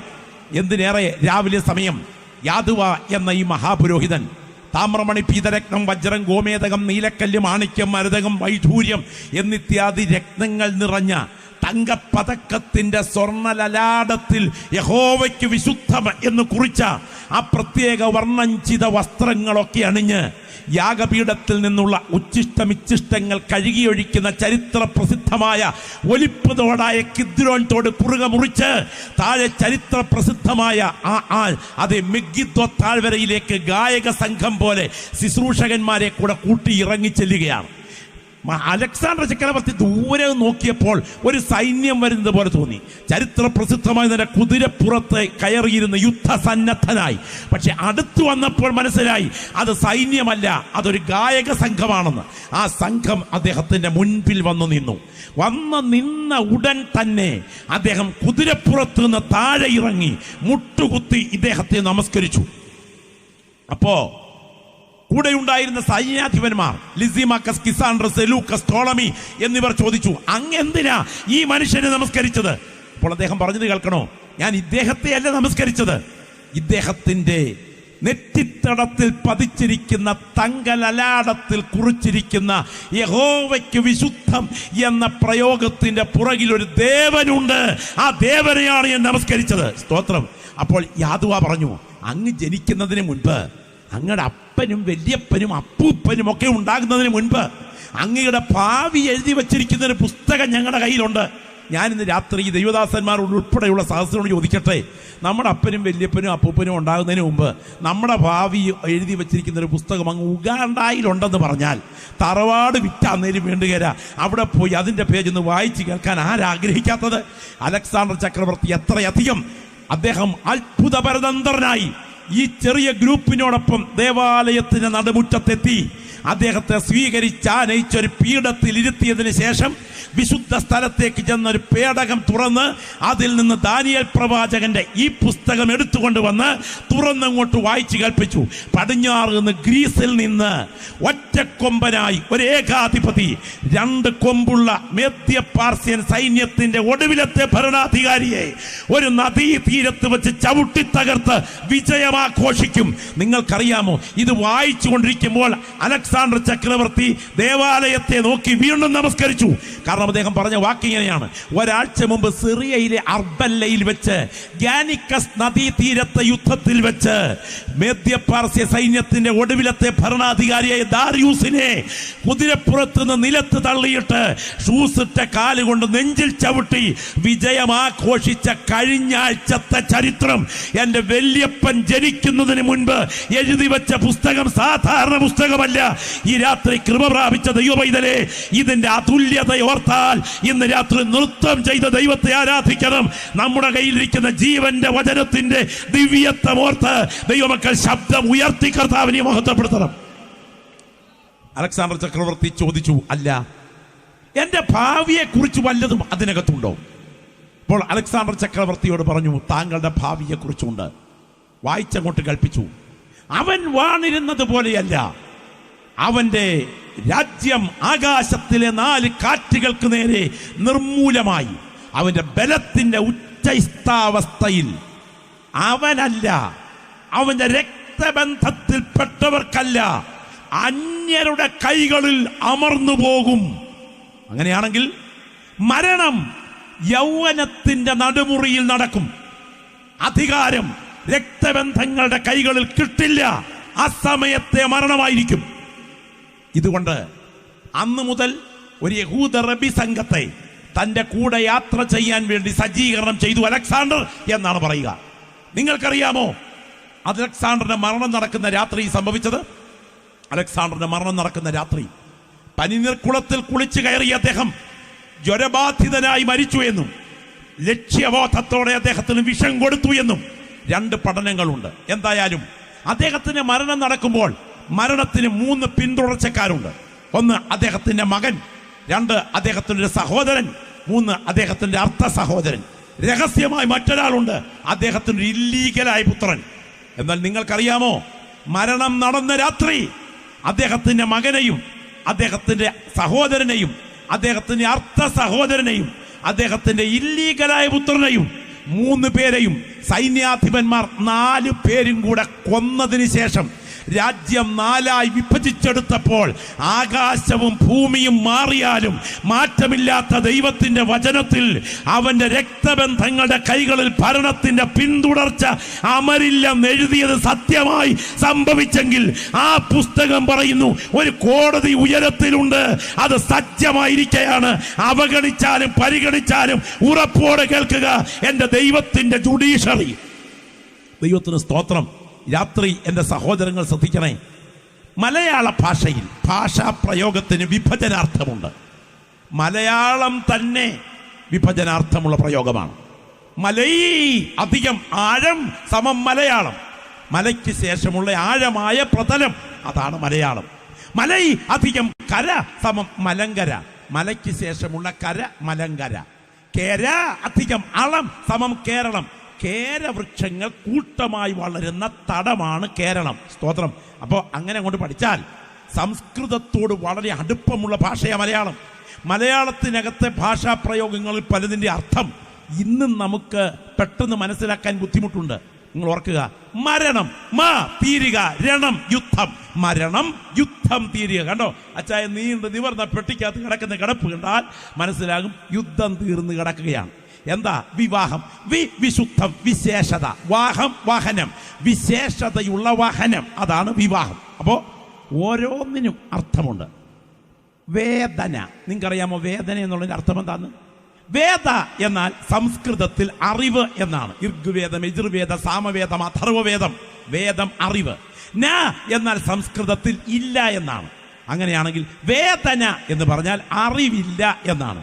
എന്താ വേദന? ആ വിഷയത്തെക്കുറിച്ച് അറിവില്ലാത്തതാ വേദന. അങ്ങനെയാണെങ്കിൽ സിംഹാസനം. എന്താ സിംഹാസനം? സിംഹം അധികം ആസനം സമം സിംഹാസനം. എന്താ സിംഹം? രാജാക്കന്മാർ ഇരിക്കുന്ന കൈത്താലത്തിൽ ബാലസിംഹങ്ങളെ കൊത്തിപ്പണത പുറകോട്ട് ചാരിയ ഇരിപ്പിടങ്ങൾക്കാണ് സിംഹാസനം എന്ന് പറയുന്നത്. ഞാൻ ഇന്ന് രാത്രി ചോദിക്കുന്നു, അങ്ങനാണെങ്കിൽ ഈ എഴുതിയ വചനം ശ്രദ്ധിക്കണം. ഞാൻ നോക്കിക്കൊണ്ടിരിക്കെ അവർ ന്യായാസനങ്ങളെ വെച്ചു, വയോധികനായ ഒരുവനിരുന്നു, അവന്റെ സിംഹാസനം. ഈ രാത്രി വിശ്വസിക്കുന്ന ദൈവമക്കൾ എത്ര പേരുണ്ട്? സ്വർഗത്തിന്റെ ഒരു കോണിൽ വായിൽ താമ്പൂല മിശ്രിതവും കൊണ്ട് കട്ടിക്കണ്ണാടിയും വെച്ച് ഇടയ്ക്കിടയ്ക്ക് താമ്പൂല മിശ്രിതം ആട് ചവയ്ക്കുന്നത് പോലെ ചവച്ച് കട്ടിക്കണ്ണാടി വെച്ച് പത്രവും പൊക്കി പിടിച്ച് കിടന്ന് ഉറങ്ങുന്ന പൊട്ടൻ മുതുക്കന പൂപ്പനല്ല ഞാൻ പ്രസംഗിക്കുന്ന ദൈവം. അവൻ ഇതുവരെ കസേര ഒഴിഞ്ഞിട്ടില്ല. ഇത്രയും ദൈവമക്കൾ ഇവിടെ നിന്ന് സ്തോത്രം പറഞ്ഞ് ആരാധിച്ചു കൊണ്ടിരിക്കുമ്പോൾ എൻ്റെ ദൈവത്തിൻ്റെ കരം ചരിത്രത്തിൻ്റെ പുറകിൽ ചലിക്കുന്നുണ്ട്. ഇത് വിശ്വസിക്കുന്ന ദൈവമക്കൾ എത്ര പേരുണ്ട്? ജീവിക്കുന്ന ദൈവം ഉയരത്തിലുണ്ടെന്ന് ബോധ്യമുള്ള ദൈവമക്കൾ ഈ രാത്രി ഇവിടെ നിന്ന് കരമടിച്ചുകൊണ്ട് പറയണം, ഞങ്ങൾ വിശ്വസിക്കുന്നു, ജീവിക്കുന്ന ദൈവം ഉയരത്തിലുണ്ട്. ദൈവത്തിന് മഹത്വം എന്ന് കരമടിക്കാൻ പറ്റുമോ? കരമടിക്കാൻ പറ്റുമോ? ചിലരുടെയൊക്കെ ഇരിപ്പ് കണ്ടാൽ ജീവിക്കുന്ന ദൈവം ഇല്ലെന്നുള്ള. പിന്നെ വേറൊരു വിഷയമുണ്ട്, കള്ളൻ ഏറ്റവും ഇഷ്ടം പോലീസ് ഇല്ലെന്ന് കേൾക്കുന്നതാ, അല്ലേ? അതുപോലെ തട്ടിപ്പും വെട്ടിപ്പും വളപ്പും വഞ്ചനയും വക്രതയും പൂഴ്ത്തിവയ്പും വ്യഭിചാരവും ദുർമാർഗവും കൊള്ളയും കാട്ടുന്ന ദുഷ്ടന്മാർക്ക് ഏറ്റവും ഇഷ്ടം ദൈവം ഇല്ലെന്ന് കേൾക്കുന്നതാ. എന്നാൽ പ്രാർത്ഥിക്കുന്ന ദൈവമക്കൾ ഉറപ്പോടെ വിളിച്ചു പറയുന്നു, നിങ്ങൾ അവഗണിച്ചാലും പരിഗണിച്ചാലും ജീവിക്കുന്ന മഹാദൈവത്തിന്റെ സിംഹാസനം ഉയരത്തിലുണ്ട്. തെളിയിക്കാം. ജീവിക്കുന്ന ദൈവമുണ്ടോ? തെളിയിക്കാം. പ്രിയരെ, എൻ്റെ വാത്സല്യ സഹോദരങ്ങളെ, എൻ്റെ ഈ പോക്കറ്റിൽ കിടക്കുന്ന പേന ഇത് 2 വട്ടം ഉണ്ടായിട്ടുണ്ട്. നിങ്ങൾക്കറിയാമോ? ഇത് 2 പ്രാവശ്യം ഉണ്ടായിട്ടുണ്ട്. യമുനാ നദിയുടെ തീരത്ത് ഷാജഹാൻ മുംതാസ് മകളിന്റെ സ്മരണയ്ക്കായി ഉയർത്തിക്കെട്ടിയ ആ പ്രേമകുടീരമില്ലേ, ദൈവത്തിന് സ്തോത്രം, താജ്മഹൽ, അത് 2 വട്ടം ഉണ്ടായിട്ടുണ്ട്. ആദ്യം എപ്പോഴുണ്ടായി? ഒരു ചിന്തകന്റെ ഒരു ആർക്കിടെക്റ്റിന്റെ മനസ്സിൽ രൂപം കൊണ്ടു. രണ്ടാമത് അത് തറയിട്ട് പണിതപ്പോൾ നിർമ്മാണത്തിൽ രൂപം കൊണ്ടു. ഇത് ഒരു പ്ലാനറിന്റെ മനസ്സിൽ ഡിസൈൻ ചെയ്തത് ആദ്യം മനസ്സിൽ രൂപം കൊണ്ടു. രണ്ടാമത് ഇത് കമ്പനിയിൽ രൂപം കൊണ്ടു. അങ്ങനെയാണെങ്കിൽ സ്തോത്രം, ഈ ഗ്ലാസ് മുതൽ ഈ മൊബൈൽ മുതൽ സകലത്തിനും 2 സംവിധാനമുണ്ട്. ആദ്യം ഒരു വ്യക്തിയുടെ മനോമുകുരത്തിൽ രൂപം കൊള്ളുന്നു. രണ്ടാമതൊരു യാഥാർത്ഥ്യമായി ഇവിടുത്തെ ദൈവത്തിന് പാലങ്ങളാകട്ടെ, ബഹുനില ബംഗ്ലാവുകളാകട്ടെ, എന്തിനും 2 നിർമ്മാണമുണ്ട്. അങ്ങനെയാണെങ്കിൽ ഏറ്റവും വലിയ നിർമ്മാണം ഏതാണെന്നറിയാമോ? 2 കാലിൽ എഴുന്നേറ്റ് നിൽക്കുകയും 2 കൈകൾ സർവതന്ത്ര സ്വതന്ത്രമായി ഉപയോഗിക്കുകയും ചെയ്യുന്ന പ്രകൃതിയിലെ ചിന്തിക്കുന്ന ജന്തുവായ നിന്റെ ശരീരത്തിന്റെ നിർമ്മാണമാണ് ഏറ്റവും വലിയ നിർമ്മാണമെങ്കിൽ ഇതിന്റെ പുറകിൽ ഒരു ഡിസൈനർ ഉണ്ട് എന്ന് തിരിച്ചറിയുന്ന ദൈവമക്കള് കൈകെട്ടി വാപൂട്ടി അനങ്ങാമ്പാറ നയത്തിൽ ഹിമാലയ പർവ്വതത്തിൽ മുനി ഇരിക്കുന്നത് പോലെ ഇരിക്കില്ല. ഇരിക്കുന്ന ഇരിപ്പിലിരുന്ന് 1 സെക്കൻഡ് സ്വന്തം ശരീരത്തെ കുറിച്ച് ഒന്ന് ധ്യാനിച്ചാൽ ശബ്ദം ഉയർത്തി പറയും, ഭയങ്കരവും അതിശയകരവുമായി എന്നെ സൃഷ്ടിച്ചിരിക്കയാൽ ഞാൻ നിനക്ക് സ്തോത്രം ചെയ്യുന്നു. ഞാൻ ചോദിക്കട്ടെ, 335 ഗ്രാം തൂക്കം, മുഷ്ടിയുടെ വലിപ്പം, ഹാർട്ട് എന്ന ഒരു കൊച്ചു പമ്പേ ഇടനെഞ്ചിരുന്ന് ഇടവിടാതിരിക്കുന്നത് കൊണ്ടല്ലേ ഇവിടുന്ന് സ്തോത്രം പറഞ്ഞുകൊണ്ടിരിക്കുന്നത്, അല്ലേ? 1 മിനിറ്റിൽ 72 തവണ, ഒരിടിപ്പിൽ 2.5 ഔൺസ് രക്തം, 25,000 കോടി നാഡീ കോശങ്ങളും 15,000 ഇന്നർ ക്രോസ് കണക്ഷനുമുള്ള 1.5 കിലോ ഭാരമുള്ള നമ്മുടെ തലച്ചോറ്. ദൈവത്തിന് സ്തോത്രം. 25,000 നാഡീ കോശങ്ങൾ. രാജുമേത്ര എണ്ണിയച്ച് പറയുന്നതല്ല, ശാസ്ത്രഗ്രന്ഥത്തിലുള്ളതാണ്. ഇത്രമാത്രം വയറിംഗ് സിസ്റ്റമുള്ള അതിനകത്തെ ഒരു ചെറിയ ക്ലോട്ട് എന്ന ഒരു മുട്ടുസൂചിയുടെ അറ്റത്തിന്റെ വലിപ്പത്തിൽ വീണാൽ, മറ്റത്ത് വീണാൽ സ്തോത്രം എന്ന് മൊത്തം പറയത്തില്ല, ശ്വാസരം എന്നേ വരൂ. വാക്ക് സ്ഫുടതയോടെ ഉപയോഗിക്കാൻ നിന്റെ നാവിന് ബലം തന്ന ദൈവത്തിന്റെ കരുതലോർത്താൽ ഇന്ന് രാത്രിയിൽ തെർമോമീറ്ററും കടിച്ചു പിടിച്ച് ഡോക്ടറിന്റെ മുൻപിൽ രോഗി ഇരിക്കുന്നത് പോലല്ല, ഇരിക്കുന്ന ഇരിപ്പിൽ ആരോഗ്യത്തോടെ ആയുസിന്റെ മേൽ കരം വെക്കാൻ മരണദൂതനെ അനുവദിക്കാഞ്ഞ എൻ്റെ ദൈവത്തിന്റെ പദ്ധതി തിരിച്ചറിയുന്ന ദൈവമക്കൾ ശബ്ദമുയർത്തി പറയണം, ഇതിന്റെ പുറകിൽ ഒരു ഡിസൈനർ ഉണ്ട്. ഞാൻ ചോദിക്കട്ടെ, ഒരിടിപ്പിൽ 2.5 ഔൺസ് രക്തം 1 മിനിറ്റിൽ 72 തവണ. ശ്രദ്ധിച്ച് കാൽക്കുലേറ്റ് ചെയ്തു. 1 മിനിറ്റിൽ 72 തവണ ഇടിച്ചിട്ടുണ്ടെങ്കിൽ ഒരു ദിവസം എത്ര തവണ ഇടിക്കും? അങ്ങനെയാണെങ്കിൽ ഒരു രാത്രിയിൽ എത്ര തവണ ഇടിക്കും? 70 വയസ്സ് കഴിഞ്ഞിട്ടുള്ള ഒരു അപ്പച്ചൻ ഇതിനകത്ത് ഇരിപ്പുണ്ടെങ്കിൽ 250 കോടി വട്ടം ഇപ്പൊ ഇടി കഴിഞ്ഞു. ഒരു വട്ടമല്ല, 250 കോടി വട്ടം. സ്തോത്രം എന്ന് പറഞ്ഞാൽ ഓരോ മിടിപ്പിലെയും പമ്പിങ്ങിന്റെ ഭീകരതയാ. ഭൂമിയെ 2 വട്ടം ചുറ്റാനുള്ള ദൈർഘ്യമുള്ള നേർവിലൂടെ നോൺ സ്റ്റോപ്പ് പമ്പിങ് നടക്കുക. കഴിഞ്ഞ രാത്രി നീ ഗാഠമായി ഉറങ്ങിയപ്പോഴും നിന്റെ ഇടനെഞ്ചിൽ ചലനം നിലയ്ക്കാതെ നിർത്തിയ ഈ ഡിസൈനറിന്റെ പരമബുദ്ധി ഒന്ന് മനസ്സിൽ ധ്യാനിച്ചാൽ ബുദ്ധി കെട്ടവന് മാത്രമേ കണ്ണടയ്ക്കാൻ പറ്റൂ. അല്ലാത്തവൻ ശബ്ദമുയർത്തി പറയും, ഇതിന്റെ പുറകിൽ ഒരു ഡിസൈനർ ഉണ്ട്. Glory, hallelujah. ഞാൻ ചോദിക്കട്ടെ, നമുക്കെല്ലാവർക്കും തലയിൽ തലമുടിയുണ്ട്. എന്നാൽ തലമുടിക്കിടെ കൂടെ മൂക്കിന്റെ ദ്വാരം മുകളിലേക്കില്ല. ഉണ്ടോ? ആർക്കുമില്ല. മൂക്ക് സാധാരണ കുടയോടെ കീഴോട്ടാണ് ഇരിക്കുന്നത്. കുടയോടെ താഴോട്ട് മൂക്കിരിക്കുകയും തലമുടി മുകളിൽ മൂടിയിരിക്കുകയും ചെയ്യുന്നു. ഫാക്ടറിയിൽ സാധാരണ പോക്കോയിൽ എങ്ങോട്ടായിരിക്കുന്നത്? കീഴോട്ടല്ലല്ലോ, മുകളിലോട്ടല്ലേ. കാർബൺ ഡയോക്സൈഡിനെ ഓക്സിജനെ ഉൾക്കൊണ്ടതിന് ശേഷം പുറന്തള്ളുന്ന ഈ പൈപ്പിനെ മാത്രം 2 ദ്വാരങ്ങളെ കുടയോടെ കീഴോട്ട് വെച്ച് തന്നെ പറയാം. ഒരു വേള ഇത് മുകളിലോട്ട് ദ്വാരം പോലെ ഇരുന്നിരുന്നെങ്കിൽ ഒരു പെരുമഴയത്ത് കുടയില്ലാതെ ഇറങ്ങിപ്പോയാൽ വെള്ളം എങ്ങോട്ടിറങ്ങും? മനസ്സിലായില്ല. അപ്പം വെള്ളം കീഴോട്ടിറങ്ങും എന്ന് മനസ്സിലാക്കിക്കൊണ്ട് ഈ മൂക്കിനെ കുടയോടെ താഴോട്ട് വെച്ചതൊരു പരമബുദ്ധിയല്ലേ? ആ പരമബുദ്ധിയായി ഇന്ന് രാത്രി ഞങ്ങൾ ജീവിക്കുന്ന ദൈവമെന്ന് പറയുന്നത്. ദൈവത്തിന് സ്തോത്രം. ഞാൻ ചോദിക്കട്ടെ, നാസാരന്ധ്രം, മൂക്ക് ഗന്ധമറിയുന്ന സാധനം കൂടാണല്ലോ. അതുമായിട്ട് വായിക്ക് എന്നെ അകലമുണ്ട്. സ്തോത്രം. വായ അന്നനാളത്തിലേക്ക് തുറക്കുന്ന എൻട്രൻസ് ഇല്ലേ, ഇത് തമ്മിൽ അടുപ്പിച്ച് വെച്ചത് ആരാ? ഒരു അർത്ഥത്തിൽ മൂക്ക് ഇവിടെ ഇരിക്കുകയും വായ് മറ്റൊരിടത്ത് ഇരിക്കുകയും ചെയ്തിരുന്നെങ്കിൽ എന്തായിരുന്നേനേം ഗതി? മഹാഗതികേടായേനെ. ഒരു വളിച്ച പോണ്ട നിങ്ങളുടെ കൈ കിട്ടി. കഴിക്കാൻ വായോട് അടുപ്പിക്കുന്ന സമയം മൂക്ക് പറയും കേറ്റി വിടരുത്, വളിച്ചതാണ്. അപ്പൊ ഗന്ധം അറിഞ്ഞുകൊണ്ട് വയറ്റിലോട്ട് പോകുന്നതിനെ വിലക്കത്തക്ക വിധത്തിൽ ഇത് സിസ്റ്റമായി ചെയ്ത ഒരു പരമബുദ്ധി ഇതിന്റെ പുറകിലില്ലേ? ആ പരമബുദ്ധിയാ ഇന്ന് രാത്രി കൃപ പ്രാപിച്ച ദൈവമക്കൾ ജീവിക്കുന്ന ദൈവമെന്ന് പറയുന്നത്. അവർ ഉയരത്തിൽ സിംഹാസനത്തിലുണ്ട് എന്ന് ബോധ്യമുള്ള ദൈവമക്കൾ ഈ രാത്രി ലജ്ജ കൂടാതെ ശബ്ദമുയർത്തി പറയണം, ഭയങ്കരവും അതിശയകരവുമായി എന്നെ സൃഷ്ടിച്ചിരിക്കയാൽ ഞാൻ നിനക്ക് സ്തോത്രം ചെയ്യുന്നു. ജീവിക്കുന്ന ദൈവം ഉയരത്തിലുണ്ട് പ്രിയരേ. അങ്ങനെയാണെങ്കിൽ അന്തിമം ഒരു വിധി വരുന്നു. പരിശുദ്ധാത്മാവ് രേഖപ്പെടുത്തിയിരിക്കുന്ന പ്രയോഗം ശ്രദ്ധിക്കണം. മരിച്ചവർ ആബാലവൃദ്ധം എന്ന് വെളിപ്പാട് പുസ്തകം 20 പറയുന്നു. എന്നാൽ ദാനിയേൽ പ്രവചനം പറയുന്നു, ഞാൻ നോക്കിക്കൊണ്ടിരിക്കെ അവർ ന്യായാസനങ്ങളെ വെച്ചു, വയോധികനായ ഒരുവൻ ഇരുന്നു, അവന്റെ സിംഹാസനം അഗ്നിജ്വാലയും അവന്റെ രഥചക്രങ്ങൾ കത്തുന്ന തീയുമായിരുന്നു. തീ കൊണ്ട് തീർത്തൊരു സിംഹാസനം. ഇന്ന് കരങ്ങൾ ഉയർത്തി ദൈവത്തിന് മഹത്വം അർപ്പിക്കാമോ? ജീവിക്കുന്ന ദൈവം ഉയരത്തിലുണ്ടെന്ന് ബോധ്യമുള്ള ദൈവമക്കൾ കരമൊന്ന് ഉയർത്തിപ്പിടിച്ചേ. ശബ്ദമുയർത്തിയൊന്ന് വാ തുറന്ന് പറഞ്ഞ് ജീവിക്കുന്ന ദൈവം ഉയരത്തിലുണ്ട്. ഈ രാത്രി പരിശുദ്ധാത്മ നിയോഗത്തോടെ പറയാം, കുഞ്ഞാടിന്റെ രക്തത്താൽ കഴുകൽ പ്രാപിച്ച ദൈവപൈതലേ, നിനക്കെതിരെ ആര് കരമുയർത്തിയാലും നിന്റെ കവിൾത്തടങ്ങൾ നനഞ്ഞൊഴുകുമ്പോൾ നടപടിയെടുക്കാൻ കഴിവുള്ളൊരു സർവാധികാരിയുടെ കരം നിന്റെ ജീവന്റെ പുറകിൽ ചലിക്കുന്നത് തിരിച്ചറിയുന്ന ദൈവമക്കൾ ആത്മാവിൽ പറയണം, എനിക്ക് വേണ്ടി വ്യവഹരിക്കുന്ന ഒരു ദൈവകരം ഈ ഗ്രൗണ്ടിന്റെ പുറകിൽ ഞാൻ ആത്മാവിൽ കാണുകയാണ്. യേശുവിന്റെ ദൈവതേജസ്സിന്റെ മേഘം ഇതിനകത്ത് വ്യാപരിച്ചു കൊണ്ടിരിക്കുന്നു. കർത്താവിന്റെ കരം ചില വ്യക്തികളെ തൊടുന്ന രാത്രിയാണ്.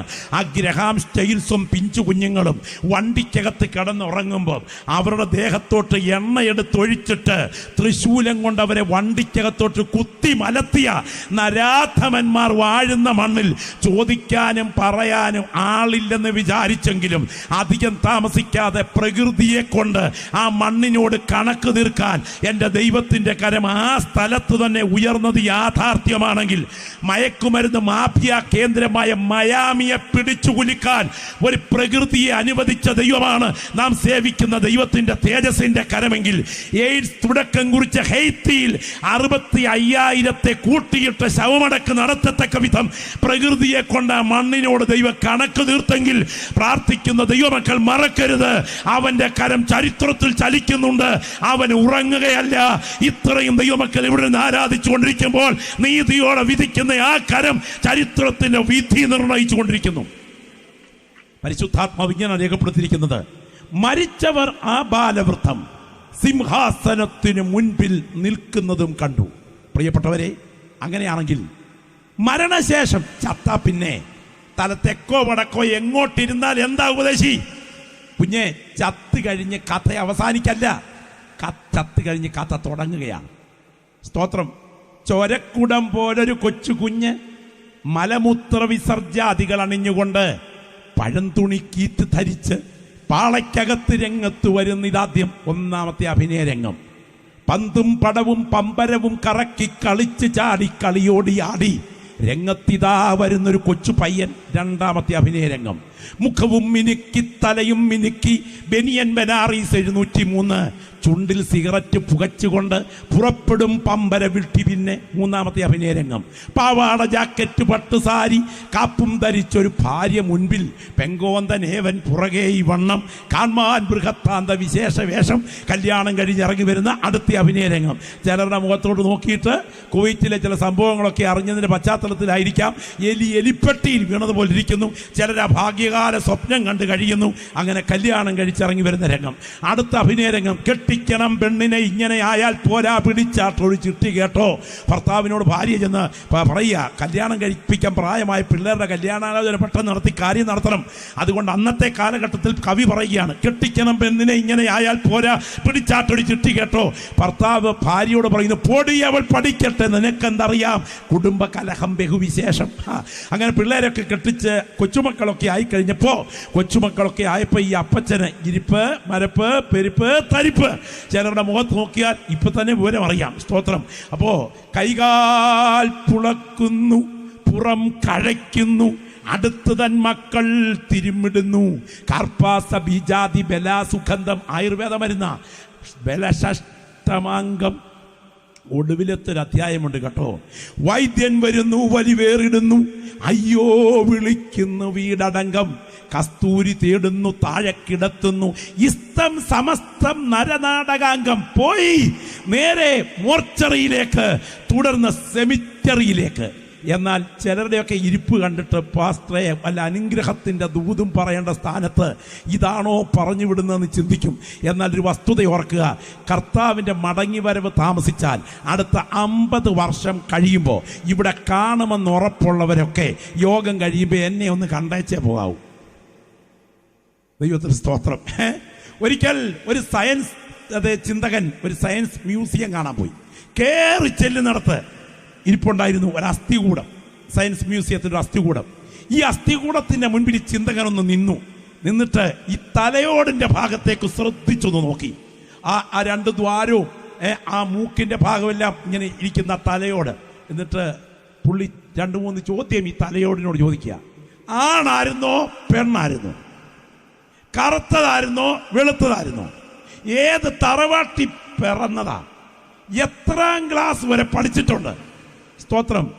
എങ്ങനാ മരിച്ചേ? ശവമടക്ക് എങ്ങനെ ഉണ്ടായിരുന്നു? എന്നിട്ട് മുഖത്തോട്ട് ആ സ്കള്ളിന്റെ ഭാഗത്തോട്ട് ചൂണ്ടിക്കൊണ്ടൊരു പാട്ടുപാടി.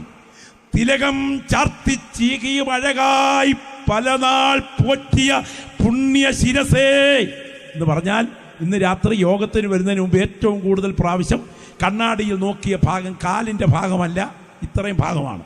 അപ്പോൾ അത്രയും ഭാഗത്തെ ഈ അസ്ഥികൂടത്തിന്റെ സ്കള്ളിനെ കണ്ടിട്ട് പറയാം, തിലകം ചാർത്തി ചീകിയ അഴകായി പലനാൾ പൊറ്റിയ പുണ്യ ശിരസേ, ഉലകം വെല്ലാൻ ഉഴറിയ നീയോ വിലപിടിയാതൊരു തലയോടായോ. ഇന്ന് രാത്രി എന്നെ കേൾക്കുന്ന കൂടപ്പിറപ്പേ, ഇതുകൊണ്ട് കഥ കഴിഞ്ഞെങ്കിൽ സാരമില്ലായിരുന്നു. എന്നാൽ എൻ്റെ കയ്യിലിരിക്കുന്ന ദൈവത്തിൻ്റെ വചനം പറയുന്നു, ധനവാൻ മരിച്ചു, അടക്കപ്പെട്ടു, ലാസറും മരിച്ചു.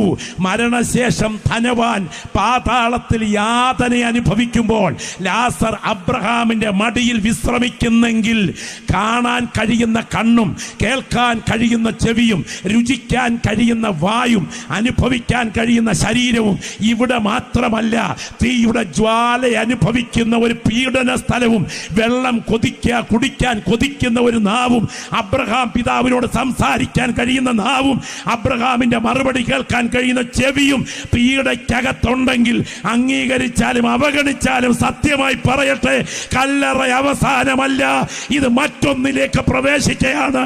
അവിടെ നിത്യത പ്രാപിക്കാൻ ഈ രാത്രി നീ ഒരുങ്ങിയാൽ നീ ധന്യനായി. Glory glory. ശബ്ദം ഉയർത്തിയ കരങ്ങളൊന്ന് ഉയർത്തി കർത്താവിന് സ്തോത്രം ചെയ്താട്ടെ. രാത്രി വചനം കേൾക്കുന്ന ദൈവമക്കൾ ശ്രദ്ധിക്കണം.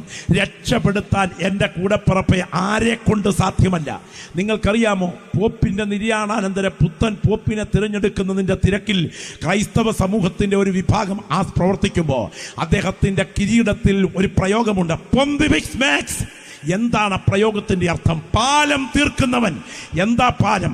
നരകത്തിൽ നിന്ന് സ്വർഗത്തിലേക്കുള്ള പാലം. കുർബാനയിലൂടെ, മധ്യസ്ഥതയിലൂടെ, ഓർമ്മ പെരുന്നാളുകളിലൂടെ മരിച്ചു മൺമറഞ്ഞ് ബസ്പുർഖാനയിൽ പീഡയനുഭവിക്കുന്ന ആത്മാക്കളെ പറുദീസയിൽ എത്തിക്കാൻ കഴിയുന്ന പാലം തീർക്കുന്ന വ്യക്തി. എന്നാൽ ഈ രാത്രി പറയട്ടെ, എൻ്റെ കയ്യിലിരിക്കുന്ന ഈ ജീവന്റെ വചനത്തിൽ എൻ്റെ രക്ഷകൻ ഉറപ്പായി പറഞ്ഞു, അബ്രഹാം പിതാവിൻ്റെ വായായി, ഇവിടെ നിന്ന് അങ്ങോട്ട് വരുവാനോ അവിടെ നിന്ന് ഇങ്ങോട്ട് വരുവാനോ പറ്റില്ല. ഞങ്ങൾക്കും നിങ്ങൾക്കും നടുവിൽ ഒരു പിളർപ്പുണ്ടാക്കിയിരിക്കുന്നെങ്കിൽ സ്ഥലം മാറ്റമില്ലാതെ കല്ലറയോട് കൂടെ നിന്റെ ഭാവി നിശ്ചയിക്കുന്ന മരണദിനം കൺമുൻപിലുണ്ട് എന്ന് ഉറപ്പ് പ്രാപിച്ച ദൈവമക്കൾ ഈ വചനത്താൽ ഉറപ്പിച്ചു പറയുന്നു, ഇന്ന് ഈ ഗ്രൗണ്ട് വിടുന്നതിന് മുൻപ് നിന്റെ നിത്യത ഉറപ്പിച്ചേ പോകാവൂ. ഗ്ലോറി. ഒന്ന്, മരണാനന്തരം ശരീരരഹിതമായി ആത്മാക്കൾക്ക് അമർത്യതയുണ്ടോ? പുനരുത്ഥാനം സത്യമാണോ? ശരീരത്തിൻ്റെ പുനരുത്ഥാനത്തിനും മരണത്തിനുമിടയിൽ ആത്മാക്കൾ വിശ്രമിക്കുന്ന സ്ഥലം എവിടെയാണ്? ഞാൻ ഈ ദിവസങ്ങളിൽ ധ്യാനിക്കുന്ന പ്രധാനപ്പെട്ട ഭാഗം, പ്രത്യാശ നിറഞ്ഞ ദൈവമക്കൾ എന്നോടൊപ്പം ഒന്ന് സ്തോത്രത്തോടെ കേൾക്കണം. കല്ലറയ്ക്കപ്പുറത്ത് എനിക്കൊരു നിത്യതയുണ്ട് എന്ന് ബോധ്യമുള്ള ദൈവമക്കൾ കരമൊന്ന് ഉയർത്തി സ്തോത്രം ചെയ്തേ. ഒന്നുകൂടെ ശബ്ദം ഉയർത്തി, ഒന്നുകൂടെ ശക്തിയോടെ, ഒന്ന് വാ തുറന്ന് ശബ്ദം ഉയർത്തി പറഞ്ഞ് നിത്യത. ദൈവത്തിന് സ്തോത്രം. അതിനൊരു ഒരു ശക്തിയില്ലായിരുന്നല്ലോ, ആ ഭാഷയ്ക്കൊരു പ്രയോഗത്തിൽ ശക്തിയില്ലായിരുന്നല്ലോ. സ്തോത്രം. ഇന്ന് രാത്രി പറയട്ടെ, നിത്യത പ്രസംഗിക്കപ്പെടുന്നില്ലെങ്കിൽ പ്രഭാഷണ വേദി തകർക്കപ്പെടുകയാണ്.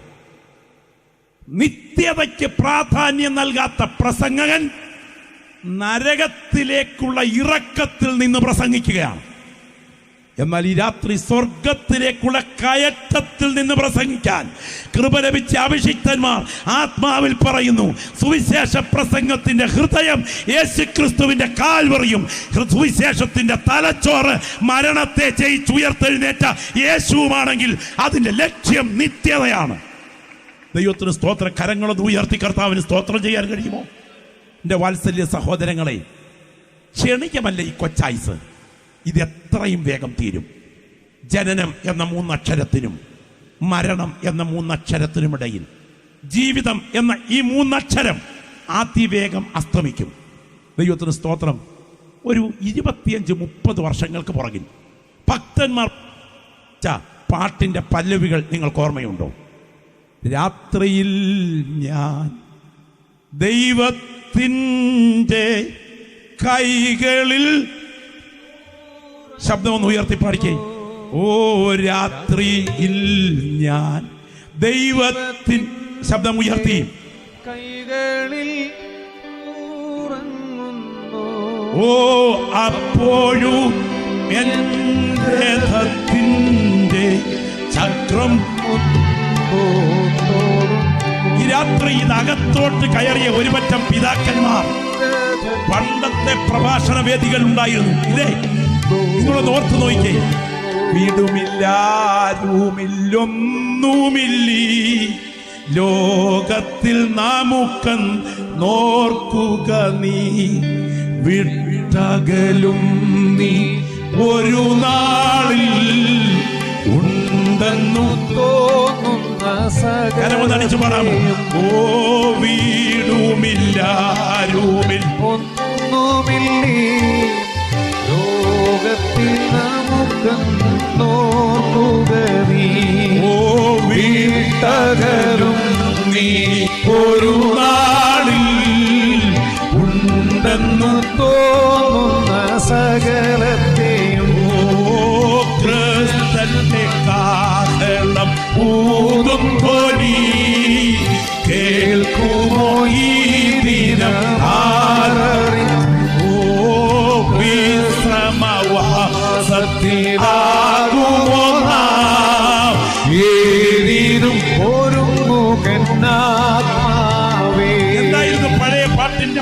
ജനതകൾക്കകത്ത് തുടിച്ചു നിന്നത്. നഗ്നനായി ഞാൻ ലോകത്തിൽ വന്നു, നഗ്നനായി തന്നെ പോകുമേ. നഗ്നനായി ഞാൻ ലോകത്തിൽ വന്നു, നഗ്നനായി തന്നെ പോകുമേ. ലോകത്തിൽ എനിക്കില്ല യാതൊന്നും, എന്റെ കൂടങ്ങു പോരൂ. എങ്ങനെയുണ്ടായിരുന്നു പാട്ടിന്റെ സ്വഭാവം? എന്റെ സമ്പത്തെന്നു ചൊല്ലുവാൻ വേറെയില്ലൊന്നും, യേശു മാത്രം സമ്പത്താകും. ശബ്ദം ഉയർത്തിക്കേ. എന്റെ സമ്പത്തെന്നു ചൊല്ലുവാൻ വേറെയില്ലൊന്നും, യേശു മാത്രം സമ്പത്താകും. മേലിലേറുശലേമെന്നെ കാത്തുകൊള്ളുവാൻ ഒരുങ്ങിത്തൻ, മേലിലേറുശലേമെന്നെ കാത്തുകൊള്ളുവാൻ ഒരുങ്ങിത്തൻ, ശോഭയേറും വാതിലുകൾ എനിക്കായിട്ടുയർത്തുമ്പോൾ എന്റെ സമ്പത്ത്. ആമേൻ. ചൊല്ലുവാൻ വേറെയില്ലൊന്നും. ആ കരമൊന്ന് ഉയർത്തി ദൈവത്തിന് മഹത്വം അർപ്പിച്ചേ. ഇതൊക്കെ പാടി ആരാധിച്ചിട്ട് ഇന്നത്തെ തലമുറയ്ക്ക് എത്ര കാലമായി? ദൈവത്തിന് സ്തോത്രം. ഇവയിൻ ധ്യാനം മാത്രമേ കരളിനരുളും ആനന്ദം, ഇവയിൻ ധ്യാനം മാത്രമേ കരളിനരുളും ആനന്ദം. ഇവയെ പറ്റി ഞാൻ ഇരവും പകലും പാടും ഗീതം സാനന്ദം. ഈഹത്തെ വിട്ടു ഞാൻ പിരിഞ്ഞ ശേഷം ഇതുതന്നെ എനിക്കാലംബം. ഈഹത്തെ വിട്ടു ഞാൻ പിരിഞ്ഞ ശേഷം ഇതുതന്നെ എനിക്കാലംബം. കാണും ഞാനൻ മോക്ഷപുരേ താതൻ ചാരേ. അങ്ങനെയാണെങ്കിൽ മണ്ണിനേക്കാൾ നിത്യതയെ വലുതായി കാണാൻ കൃപ പ്രാപിച്ച ദൈവമക്കൾ ഇന്ന് രാത്രി ഈ ഗ്രൗണ്ടിൽ ഉറപ്പിച്ചു പറയുന്നു, മുട്ടുവേദന മാറുന്നതിനേക്കാൾ, പല്ലുവേദന പോകുന്നതിനേക്കാൾ പേര് ജീവന്റെ പുസ്തകത്തിലുണ്ടെങ്കിൽ അതാണ് ധന്യത എന്ന് വിശ്വസിക്കുന്ന ദൈവമക്കൾ ഈ രാത്രി ഉറപ്പോടെ പറയുന്നു, നിത്യത ഉറപ്പിക്കാൻ ദൈവാത്മാവ് നിന്നെ ക്ഷണിക്കുന്ന രാത്രിയാണ്. ശരീരരഹിതമായി ആത്മാക്കൾക്ക് അമർത്യതയുണ്ടോ? പ്രിയപ്പെട്ടവരെ, നിങ്ങൾക്കറിയാമോ കേരളം കണ്ട കരുത്തുറ്റ ബുദ്ധിരാക്ഷസൻ വി.ആർ. കൃഷ്ണയ്യ? അദ്ദേഹം മലയാള മനോരമയിൽ കുറിച്ച മരണവാതിലിനപ്പുറം എന്ന പുസ്തകത്തിൻ്റെ ഒടുവിലത്തെ വരികളിൽ എഴുതിയ വാക്കുകൾ ഇങ്ങനെയാണ്: എൻ്റെ ഭാര്യയുടെ മരണം വരെ ഞാൻ ഒരു നിരീശ്വരവാദി, എൻ്റെ ഭാര്യയുടെ മരണാനന്തരം ഞാൻ ഒരു ഈശ്വര വിശ്വാസി. കിട്ടിയിടത്തോളം തെളിവുകളുടെ വെളിച്ചത്തിൽ ഉറപ്പിച്ചു പറയുന്നു, മരണം മനുഷ്യ ജീവിതത്തിന്റെ അന്ത്യമല്ല, അത് മറ്റൊരു ലോകത്തിലേക്ക് പ്രവേശിക്കുന്ന വാതിലാണ്. വചനം കേൾക്കുന്ന ദൈവമക്കൾ തിരിച്ചറിയുക. റേമൻ മൂഡി എന്ന നിരീശ്വരവാദി ദൈവാസ്തിക്ക് നിഷേധിയാണ്, ദൈവം ഇല്ലെന്ന് ഉറപ്പിച്ചു പറയുന്ന ആളാണ്. അദ്ദേഹം തന്റെ ക്ലിനിക്കിൽ ഒരു രോഗിയെ ചെക്ക് ചെയ്യുന്നു. കാർഡിയാക് പേഷ്യൻ്റ് ആണ്. പെട്ടെന്ന് അദ്ദേഹത്തിന്റെ മരണം ഉറപ്പാകുന്നു. ലങ്സിന്റെ പ്രവർത്തനം നിലച്ചു, ഹാർട്ടിന്റെ പ്രവർത്തനവും നിലച്ചു. ശരീരത്തിന്റെ മരണം ക്ലിനിക്കലി പ്രൂവ് ചെയ്തതിന് ശേഷം ഈ ബോഡി തുടച്ചൊരുക്കാൻ ഫ്യൂണറൽ ഹോമിലേക്ക് കൊടുത്തുവിടാൻ നേഴ്സ് തയ്യാറാക്കിക്കൊണ്ടിരിക്കുന്നു. നേഴ്സ് ബോഡി ഒരുക്കുമ്പോൾ പെട്ടെന്ന് ഈ ബോഡിയുടെ കൺപോളകൾ ചലിക്കുന്നു. പ്രഥമ ശുശ്രൂഷകൾ വേഗം നൽകി. ഇയാളിൻ്റെ കണ്ണുകൾ തുറന്നു, ജീവൻ തിരികെ വന്നു. അദ്ദേഹത്തോട് നിരീശ്വരവാദിയായ ഡോക്ടർ ചോദിച്ചു, ഹേ, താങ്കളുടെ അനുഭവം എന്താണ്? ഡോക്ടറോട് അദ്ദേഹം പറയുകയാണ്, എൻ്റെ ശരീരത്തിൽ ഉപകരണം വെച്ച് ചെക്ക് ചെയ്തുകൊണ്ടിരിക്കുമ്പോൾ പോയി എന്ന് പറയുന്നത് ഈ ശരീരത്തിനകത്തുനിന്ന് തൂവൽ പോലെ പുറത്തിറങ്ങിയ എൻ്റെ ആളത്വം നന്നായി കേട്ടു. ഞാൻ അതിവേഗം യാത്രയായി. എന്നോടുകൂടെ മറ്റൊരാൾ കൂടെ വന്നു. ഞങ്ങൾ രണ്ടുപേരും ഒരു വഴിയുടെ കവാടത്തിലെത്തി. എന്നോട് കൂടെ വന്നയാളിനെ അകത്തേക്ക് വിളിച്ചു. എന്നോട് മടങ്ങിപ്പോകൂ എന്നൊരു ശബ്ദം കേൾക്കായി വന്നു. ഞാൻ യാന്ത്രികമായി മടങ്ങി വന്ന് ഈ ശരീരത്തിൽ പ്രവേശിച്ചു. നിങ്ങൾക്കറിയാമോ, നിരീശ്വരവാദിയായ ഈ ദൈവാസ്തിക്ക് നിഷേധിയുടെ ചിന്തയ്ക്ക് ചിറക് വെച്ചു. അദ്ദേഹം അന്വേഷണം ആരംഭിച്ചു. അദ്ദേഹം ക്യാൻസർ വാർഡുകളിലും മറ്റും നടത്തിയ പരീക്ഷണ ഗവേഷണ നിരീക്ഷണങ്ങൾക്കൊടുവിൽ അദ്ദേഹം പുറത്തിറക്കിയ പുസ്തകത്തിന്റെ ഒടുവിലത്തെ പേജിൽ താൻ ഇങ്ങനെ കുറിച്ചു: കിട്ടിയിടത്തോളം തെളിവുകൾ അപഗ്രഥിച്ച് ഞാൻ പറയുന്നു, മരണം അന്ത്യമല്ല, അത് മറ്റൊരു ലോകത്തിലേക്ക് കയറുന്ന വാതിലാണ്. എൻ്റെ കൂടപ്പിറപ്പേ, നിന്റെ മരണം സംഭവിച്ചാലും നിന്റെ ആസ്തിക്യം അവസാനിക്കില്ല എന്ന് യേശു പഠിപ്പിച്ചത് സത്യമാണ്. ഇന്ന് രാത്രി ചോദ്യം, നിന്റെ നിത്യത നീ എവിടെ ചിലവഴിക്കും? ഞാൻ ഇന്ന് രാത്രി ഈ വചനം കേൾക്കുന്നതിൽ പ്രത്യാശ അകത്ത് തിളയ്ക്കുന്ന ദൈവമക്കളോട് ആത്മാവിൽ പറയാം, കല്ലറയ്ക്കിപ്പുറത്തുള്ളതിനേക്കാൾ കല്ലറയ്ക്കപ്പുറം കാണാൻ ഇന്ന് രാത്രി നിങ്ങളുടെ കണ്ണ് തുറന്നാൽ നിങ്ങളുടെ ബന്ധനം അഴിയുന്ന രാത്രിയായിരിക്കും. ദൈവത്തിന് സ്തോത്രം, ഹല്ലേലൂയ. യേശു ക്രിസ്തുവിൻ്റെ കൺമുൻപിലേക്ക് മറുരൂപമലയിൽ പത്രോസും യാക്കോബും യോഹന്നാനും നോക്കി നിൽക്കെ, ദൈവത്തിന് സ്തോത്രം, മുൻപിലേക്ക് ഒരിക്കൽ മരിച്ചു മൺമറഞ്ഞ് ഉയർത്തെഴുന്നേറ്റ് വന്ന മോശ സംസാരിച്ചു കൊണ്ട് നിൽക്കുന്നത് പരിചയപ്പെടുത്തലില്ലാതെ ദൈവത്തിൻ്റെ ദാസന്മാർ കണ്ടിട്ട് ഞങ്ങൾ അവൻ്റെ മഹിമ കണ്ട സാക്ഷികൾ എന്ന് നേരിട്ട് പറഞ്ഞ സത്യമാണെങ്കിൽ, മരിച്ചു മൺമറഞ്ഞ് വാങ്ങിപ്പോയ വിശുദ്ധന്മാരെ നിത്യതയുടെ തീരത്ത് നമ്മൾ ആളത്വപരമായി നേരിട്ട് കാണുമെന്ന് ഉറപ്പ് പ്രാപിച്ച ദൈവമക്കൾ ഈ രാത്രി ശബ്ദമുയർത്തി പറയുന്നു, നിന്റെ നിത്യത ഉറപ്പാക്കിയാൽ നീ ധന്യനായി, അല്ലെങ്കിൽ നീ അനർത്ഥത്തിലേക്ക് നീങ്ങുകയാണ്. വാത്സല്യ സഹോദരങ്ങളെ, ഇത് തെളിയിക്കാൻ എനിക്ക് വളരെ ആഗ്രഹമുണ്ടെങ്കിലും സമയത്തിൻ്റെ പരിമിതി ഞാൻ മനസ്സിലാക്കുന്നു. നിങ്ങൾക്കറിയാമോ ഈ ജഡ്ജി ആരാണ്? ഈ ഇരിക്കുന്ന ജഡ്ജി. മരിച്ചവർ ആ ബാലവൃദ്ധം സിംഹാസനത്തിന് മുൻപിൽ നിൽക്കുകയാണെങ്കിൽ ഒരു ജഡ്ജിയുണ്ട്. ആ ജഡ്ജി സോക്രട്ടീസ് അല്ല, ആ ജഡ്ജി പ്ലേറ്റോ അല്ല, ആ ജഡ്ജി അരിസ്റ്റോട്ടിലല്ല, ആ ജഡ്ജി ലോകം കണ്ട മതസ്ഥാപകന്മാരോ രാഷ്ട്രമീമാംസകന്മാരോ ആരുമല്ല. അവനെ മരിച്ചവരിൽ നിന്ന് ഉയർത്തെഴുന്നേൽപ്പിച്ചതിനാൽ ജഡ്ജിയാകാനുള്ള അധികാരം അവന് നൽകിയിരിക്കുന്നു എന്ന് ദൈവത്തിന്റെ വചനം പറയുന്നെങ്കിൽ, മാനവ കുലത്തിൽ നിന്ന് കല്ലറയ്ക്കപ്പുറത്ത് ഉയർത്തെഴുന്നേറ്റ് വന്ന് ചരിത്രം തുടരുന്ന ഒരുവനെ ലോകം കണ്ടിട്ടുണ്ടെങ്കിൽ അത് ഈ രാത്രി ഞങ്ങൾ പ്രസംഗിക്കുന്ന നസറേയനായ യേശു അല്ലാതെ മറ്റൊരാളുമില്ല എന്ന് വിശ്വസിക്കുന്ന ദൈവമക്കൾ ഇവിടെ ഉറപ്പിച്ചു പറയുന്നു. വെളിപ്പെടാൻ തുടങ്ങുന്ന ദൈവകോടതിയിലെ ജഡ്ജി ഞങ്ങൾ പ്രസംഗിക്കുന്ന നസറേയനായ യേശു.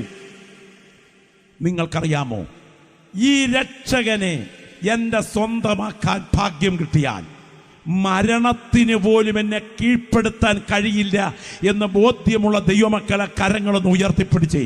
ഈ രക്ഷകനെ സ്വന്തമാക്കാൻ ഭാഗ്യം കിട്ടിയാൽ ഇന്ന് രാത്രി സ്വർഗം ഈ ഗ്രൗണ്ടിനും ഇത് തുറന്നു നിൽക്കുകയാണ്. ദൂതന്മാരിവിടെ കുനിഞ്ഞു നോക്കിക്കൊണ്ടിരിക്കുന്ന രാത്രിയാണ്. കർത്താവിൻ്റെ കരം ചില വ്യക്തികളെ തൊടാൻ തുടങ്ങുന്ന രാത്രിയാണ്. എൻ്റെ നാഥൻ്റെ കരം ചില പ്രിയപ്പെട്ടവരെ വിടുവിച്ചെടുക്കാൻ ഈ ഗ്രൗണ്ടിൽ വ്യാപരിച്ചു കൊണ്ടിരിക്കുന്നു. എൻ്റെ പിൻപിലിരിക്കുന്ന സകല അഭിഷിക്തന്മാരും ആത്മാവിൽ പ്രാർത്ഥിച്ചു തുടങ്ങണം. എൻ്റെ മുൻപിലിരിക്കുന്ന ദൈവമക്കൾ ആത്മാവിൽ പോരാടി പ്രാർത്ഥിക്കണം. ദമസ്കോസിൻ്റെ പടിവാതിക്കൽ തേജസ്സിൻ്റെ പ്രഭയിൽ ഇറങ്ങി വന്നിട്ട് മുള്ളിന് നേരെ ഉതയ്ക്കുന്നത് നിനക്ക് നന്നല്ല എന്നരുളി ചെയ്ത രക്ഷകൻ ഇന്ന് രാത്രി ഇതിനകത്ത് ഇറങ്ങി വന്നിട്ടുണ്ടെന്നും ചില വ്യക്തികളെ മരണകൂപത്തിലേക്ക് സാത്താൻ വലിച്ചിഴച്ചു കൊണ്ടുപോകുമ്പോൾ ആ കെട്ടിനെ ഇന്ന് രാത്രി അഴിച്ചു മാറ്റാൻ അവരുടെ മേൽ യേശുവിൻ്റെ കരം ബലത്തോടെ വ്യാപരിക്കുന്നെന്നും ആത്മാവിൽ തിരിച്ചറിയുന്ന അന്യഭാഷയിൽ പ്രാർത്ഥിക്കാൻ നിയോഗമുള്ള ദൈവമക്കൾ ഇരിക്കുന്ന ഇരിപ്പിൽ പ്രാർത്ഥിച്ചു തുടങ്ങട്ടെ. ചില മിനിറ്റുകൾ ആത്മാവിൽ പോരാടുന്ന പ്രിയപ്പെട്ടവരുടെ നാവിൽ പ്രാർത്ഥനയുടെ ശബ്ദം ഉയരണം. ഈ രാത്രി വചനം കേൾക്കുന്ന ദൈവമക്കൾ തിരിച്ചറിയണം, മരിച്ചവർ ആബാലവൃദ്ധം സിംഹാസനത്തിന് മുൻപിൽ നിൽക്കുന്നത് കണ്ടു. പുസ്തകങ്ങൾ തുറന്നു. ജീവന്റെ പുസ്തകം എന്ന മറ്റൊരു പുസ്തകവും തുറന്നു. പുസ്തകങ്ങൾ എഴുതിയിരിക്കുന്നതിനൊത്തവണ്ണം മരിച്ചവർക്ക് അവരുടെ പ്രവൃത്തികൾക്കടുത്ത് ന്യായവിധി ഉണ്ടായി. മരണത്തെയും പാതാളത്തെയും തീപ്പൊയ്കയിൽ തള്ളിയിട്ടു. ഈ തീപ്പൊയ്ക രണ്ടാമത്തെ മരണം.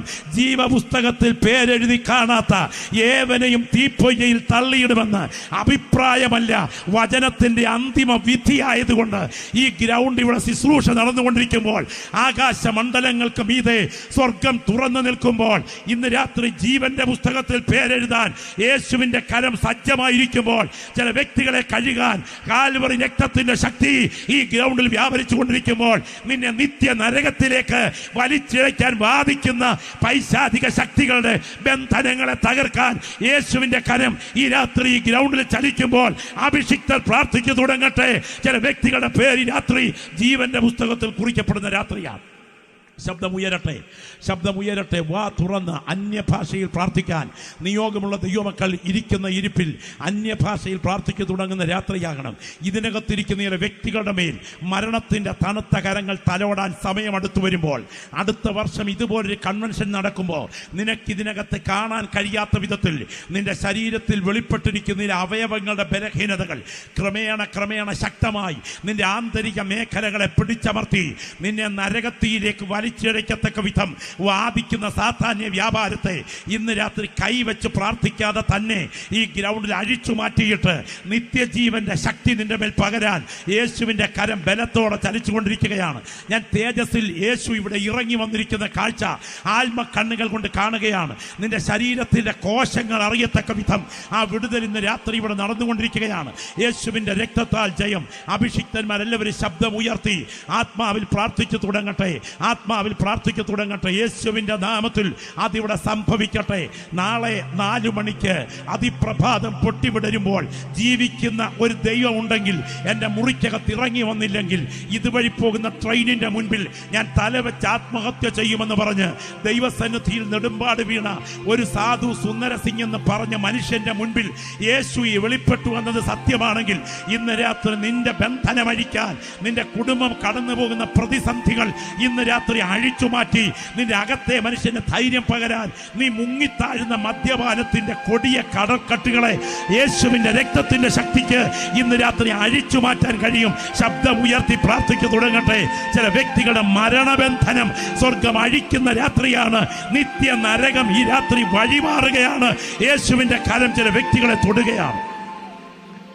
ഞാൻ രാത്രി ഈ ദൂത് പറഞ്ഞുകൊണ്ടിരിക്കുമ്പോൾ പറയട്ടെ, ഞാൻ ഇവിടെ നിന്ന് സംസാരിക്കുമ്പോൾ ഞാൻ ഓർക്കുന്നു എൻ്റെ സ്നേഹ സഹോദരൻ കഴിഞ്ഞൊരു ദിവസം അത്തിക്കയമെന്ന് പറഞ്ഞ സ്ഥലത്ത് ഒരു ശവമടക്ക ശുശ്രൂഷയിൽ പ്രസംഗിച്ച് ചിറങ്ങുമ്പോൾ എനിക്കൊരു മെസ്സേജ് അയച്ചു. പാസ്റ്റർ രാജു, അഭിമാനമുണ്ട്, കുടുംബാംഗമായതുകൊണ്ട് നല്ല പ്രസംഗം, ഇരുന്ന് ചിന്തിക്കേണ്ടതാണ്, പുകഴ്ത്തലാണ്. പക്ഷെ പിറ്റേ ദിവസം രാവിലെ പ്രഭാതം പൊട്ടിവിടർന്നപ്പോൾ ഞാൻ അറിഞ്ഞത് എൻ്റെ സഹോദരൻ ഹാർട്ട് അറ്റാക്ക് ലോകത്തോടുകൂടെ പറഞ്ഞു. നിങ്ങൾ ഓർക്കണം, ഒരു പാനൽ ഡോക്ടേഴ്സിന് നടുവിലിരുന്ന് നെഞ്ചിന്റെ വേദനാ വിവരം പറഞ്ഞുകൊണ്ടിരിക്കുമ്പോൾ അടുത്ത അറ്റാക്ക് നേരെ സിസ്റ്റങ്ങളിലേക്ക്, തുടർന്ന് മോർച്ചറിയിലേക്ക്, കഴിഞ്ഞ് സെമിട്രിയിലേക്ക്. ഈ കഴിഞ്ഞ ദിവസം എൻ്റെ ഒരു സ്നേഹിതൻ, എന്നോടൊപ്പം ഡിസ്ട്രിക്റ്റിന്റെ പ്രവർത്തനത്തിൽ സജീവ പങ്കാളിത്തം വഹിച്ച പ്രിയപ്പെട്ടവൻ, ഞാൻ രാവിലെ സമയം ഒരു സൈക്ലിങ്ങിനായി പെരുവഴിയിലൂടെ യാത്ര ചെയ്യുമ്പോൾ ആളുകൾ ഓടുന്നു. ചോദിച്ചു, ഇവിടെ പോവുക? സണ്ണി ബ്രദർ മരിച്ചു പാസ്റ്റർ. തലേ ദിവസവും കണ്ട് ആരോഗ്യത്തോടെ സംസാരിച്ചതാ. എന്ത് പറ്റി? രാവിലെ കുടുംബ പ്രാർത്ഥനയ്ക്ക് എഴുന്നേറ്റു, ഭാര്യയോട് പ്രാർത്ഥിക്കാൻ പറഞ്ഞു, പ്രാർത്ഥിച്ചു, ഭർത്താവും പ്രാർത്ഥിച്ചു, ഒരുമിച്ച് പാട്ടുപാടി. ടാപ്പിങ്ങിന് പോകുന്നതിന് മുൻപ് സിറ്റ് ഔട്ടിൽ കിടന്ന സോഫയിലേക്ക് പകുതി ശരീരം കയറ്റി വെച്ച് വെറുതെ ഒന്ന് തല ചായ്ച്ചു. ഭാര്യ ചായ ഉണ്ടാക്കിക്കൊണ്ട് വന്നപ്പോ വെട്ടി വിറച്ച് തണുത്ത് കിടപ്പുണ്ട്. കടന്നുപോയി. നിങ്ങൾക്കറിയാം, ഏത് കരുത്തനും ഞങ്ങൾ നെഞ്ചോട് ചേർത്ത് സ്നേഹിക്കുന്ന റാന്നിയിൽ പൂവന്മല എന്ന് പറഞ്ഞ സ്ഥലത്ത് കർത്തൃ ശുശ്രൂഷയിൽ അധ്വാനിക്കുന്ന ഒരു ദൈവഭൃത്യൻ വാഹനം ഓടിച്ചു വരുമ്പോൾ മണിമല എന്ന സ്ഥലത്ത് തൻ്റെ കൊച്ചു കുഞ്ഞിനെ തൻ്റെ മക്കൾ യാത്ര ചെയ്യുന്ന പുറകിലത്തെ വണ്ടിയിലേക്ക് മാറ്റിയിട്ട് ഒറ്റയ്ക്ക് ഈ അപ്പൻ ലഗേജുമായി വരുന്ന സമയം ഒന്നുറങ്ങിപ്പോയി, കണ്ണടഞ്ഞുപോയി, വണ്ടി തകർന്ന് ചിതറി, ശരീരം ഛിന്ന ഭിന്നമായി പോയി. ഏത് കരുത്തനും മരണത്തിന്റെ പിടിയിൽ അമരും. പടുക്കളെന്ന് പേരെടുത്ത പൂർവിക പ്രമാണികൾ കൊടുക്കുമെന്ന് സംഭവിച്ചു കേട്ടുകേഴ്വിയില്ലയോ? പഠിച്ച വിദ്യ ഒന്നുമേ ഫലപ്പെടാതെ ദേഹിയെ പിരിഞ്ഞ് പഞ്ചഭൂതമായി അഴുകി മാറി ജഡം ക്രമാൻ. ഓർക്കുക, നാം ആരും നൂറ്റാണ്ടുകൾ നിൽക്കുന്ന കരിവേലകമല്ല സഹോദര, നിമിഷം കൊണ്ട് വാടി വീഴുന്ന പുൽത്തണ്ടിലെ ഒരു പുഷ്പക്കൊടി മാത്രം. എൻ്റെ പേർ ജീവന്റെ പുസ്തകത്തിൽ കാണണം എന്ന് കൊതിക്കുന്നവർ എത്ര പേരിവിടെയുണ്ട്? ആ കരങ്ങളൊന്ന് ഉയർത്തിപ്പിടിച്ചേ, ശബ്ദം ഉയർത്തി പ്രാർത്ഥിച്ചേ. യേശുവേ എന്നൊന്ന് ശബ്ദം ഉയർത്തി പ്രാർത്ഥിച്ചേ. എല്ലാ നാവിൽ നിന്നും യേശുവേ എന്നുള്ള പ്രാർത്ഥനയുടെ ശബ്ദം ഉയരട്ടെ. കാൽവറി ക്രൂശിൽ നിന്റെ പാപത്തിന്റെ പരിഹാരത്തിനായി യാഗമായി തീർന്ന ദൈവകുഞ്ഞാടിന്റെ രക്തത്തിന്റെ ശക്തി ഈ ഗ്രൗണ്ടിൽ വ്യാപരിച്ചു കൊണ്ടിരിക്കുമ്പോൾ പ്രിയപ്പെട്ട ദൈവത്തിന് സ്തോത്രം. കർത്തൃദാസൻ മുൻപോട്ട് കടന്നു വന്ന് ഒരു പാട്ടിൻ്റെ ചരണങ്ങളൊന്ന് പാടാൻ തുടങ്ങുകയാണ്. എല്ലാ പ്രിയപ്പെട്ടവരും ആ കരങ്ങളൊന്ന് ഉയർത്തിപ്പിടിക്കണം. ആ കരങ്ങൾ എത്രത്തോളം ഉയർത്തിപ്പിടിക്കാമോ അത്രത്തോളം ഒന്ന് ഉയർത്തിപ്പിടിച്ചിട്ട്, എപ്പോഴാണ് എൻ്റെ സോദര മൃത്യു വരുന്നതോർക്കായിരെത്ര കഷ്ടമേ എന്ന പാട്ടിൻ്റെ 3 ചരണങ്ങൾ ആ കരങ്ങൾ ഉയർത്തിപ്പാടുമ്പോൾ, കർത്താവെ, ഈ ദൂതിൻ്റെ മുൻപിൽ എന്നെ കൊണ്ടുവന്നത് നിത്യന്യായവിധി ഒഴിയാനാണെങ്കിൽ എൻ്റെ ജീവനെ ആത്മസമർപ്പണത്തിനായി നിന്റെ കരങ്ങളിൽ കൈമാറുന്നു എന്ന് ബോധ്യമുള്ളവർ എല്ലാവരും ചേർന്ന് ആ കരങ്ങളൊന്ന് ഉയർത്തിപ്പിടിച്ച് ഒന്ന് ചേർന്ന് പാടാമോ? 1 മിനിറ്റ് 2 കൈകളും ഉയർത്തിപ്പിടിച്ചിട്ട് ആ പ്രിയപ്പെട്ടവരോടൊപ്പം ചേർന്ന് ഒന്ന് ശാന്തമായി ഒന്ന് പാടിക്കാട്ടെ. എപ്പോഴാണ് എൻ്റെ സോദര, ഒന്ന് പാടാമോ? എപ്പോഴാണ് എൻ്റെ സോദര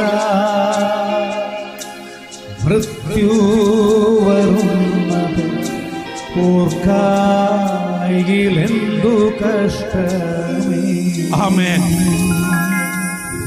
ഇപ്പാരിൽ നിൻ ജനങ്ങൾക്ക് തൃപ്തിയില്ല, ലോകത്തെ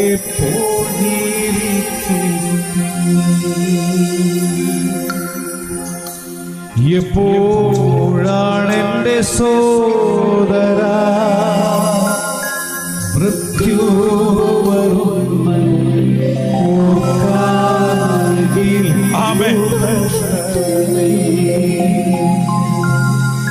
ഇപ്പാരിൽ നിൻ ജനങ്ങൾക്ക് തൃപ്തിയില്ല, ലോകത്തെ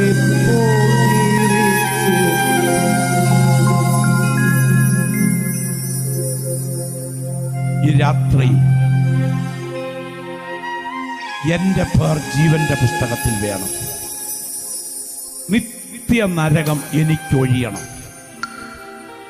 നരകത്തിലേക്ക് തള്ളപ്പെടുന്നവരുടെ സംഘത്തിലല്ല, ജീവപുസ്തകത്തിൽ പേരെഴുതപ്പെട്ടവനായി എനിക്ക് മാറണം എന്ന് കൊതിക്കുന്നവർ ആ കൈകൾ രണ്ടും നെഞ്ചോടൊന്ന് ചേർത്ത് വെച്ചു.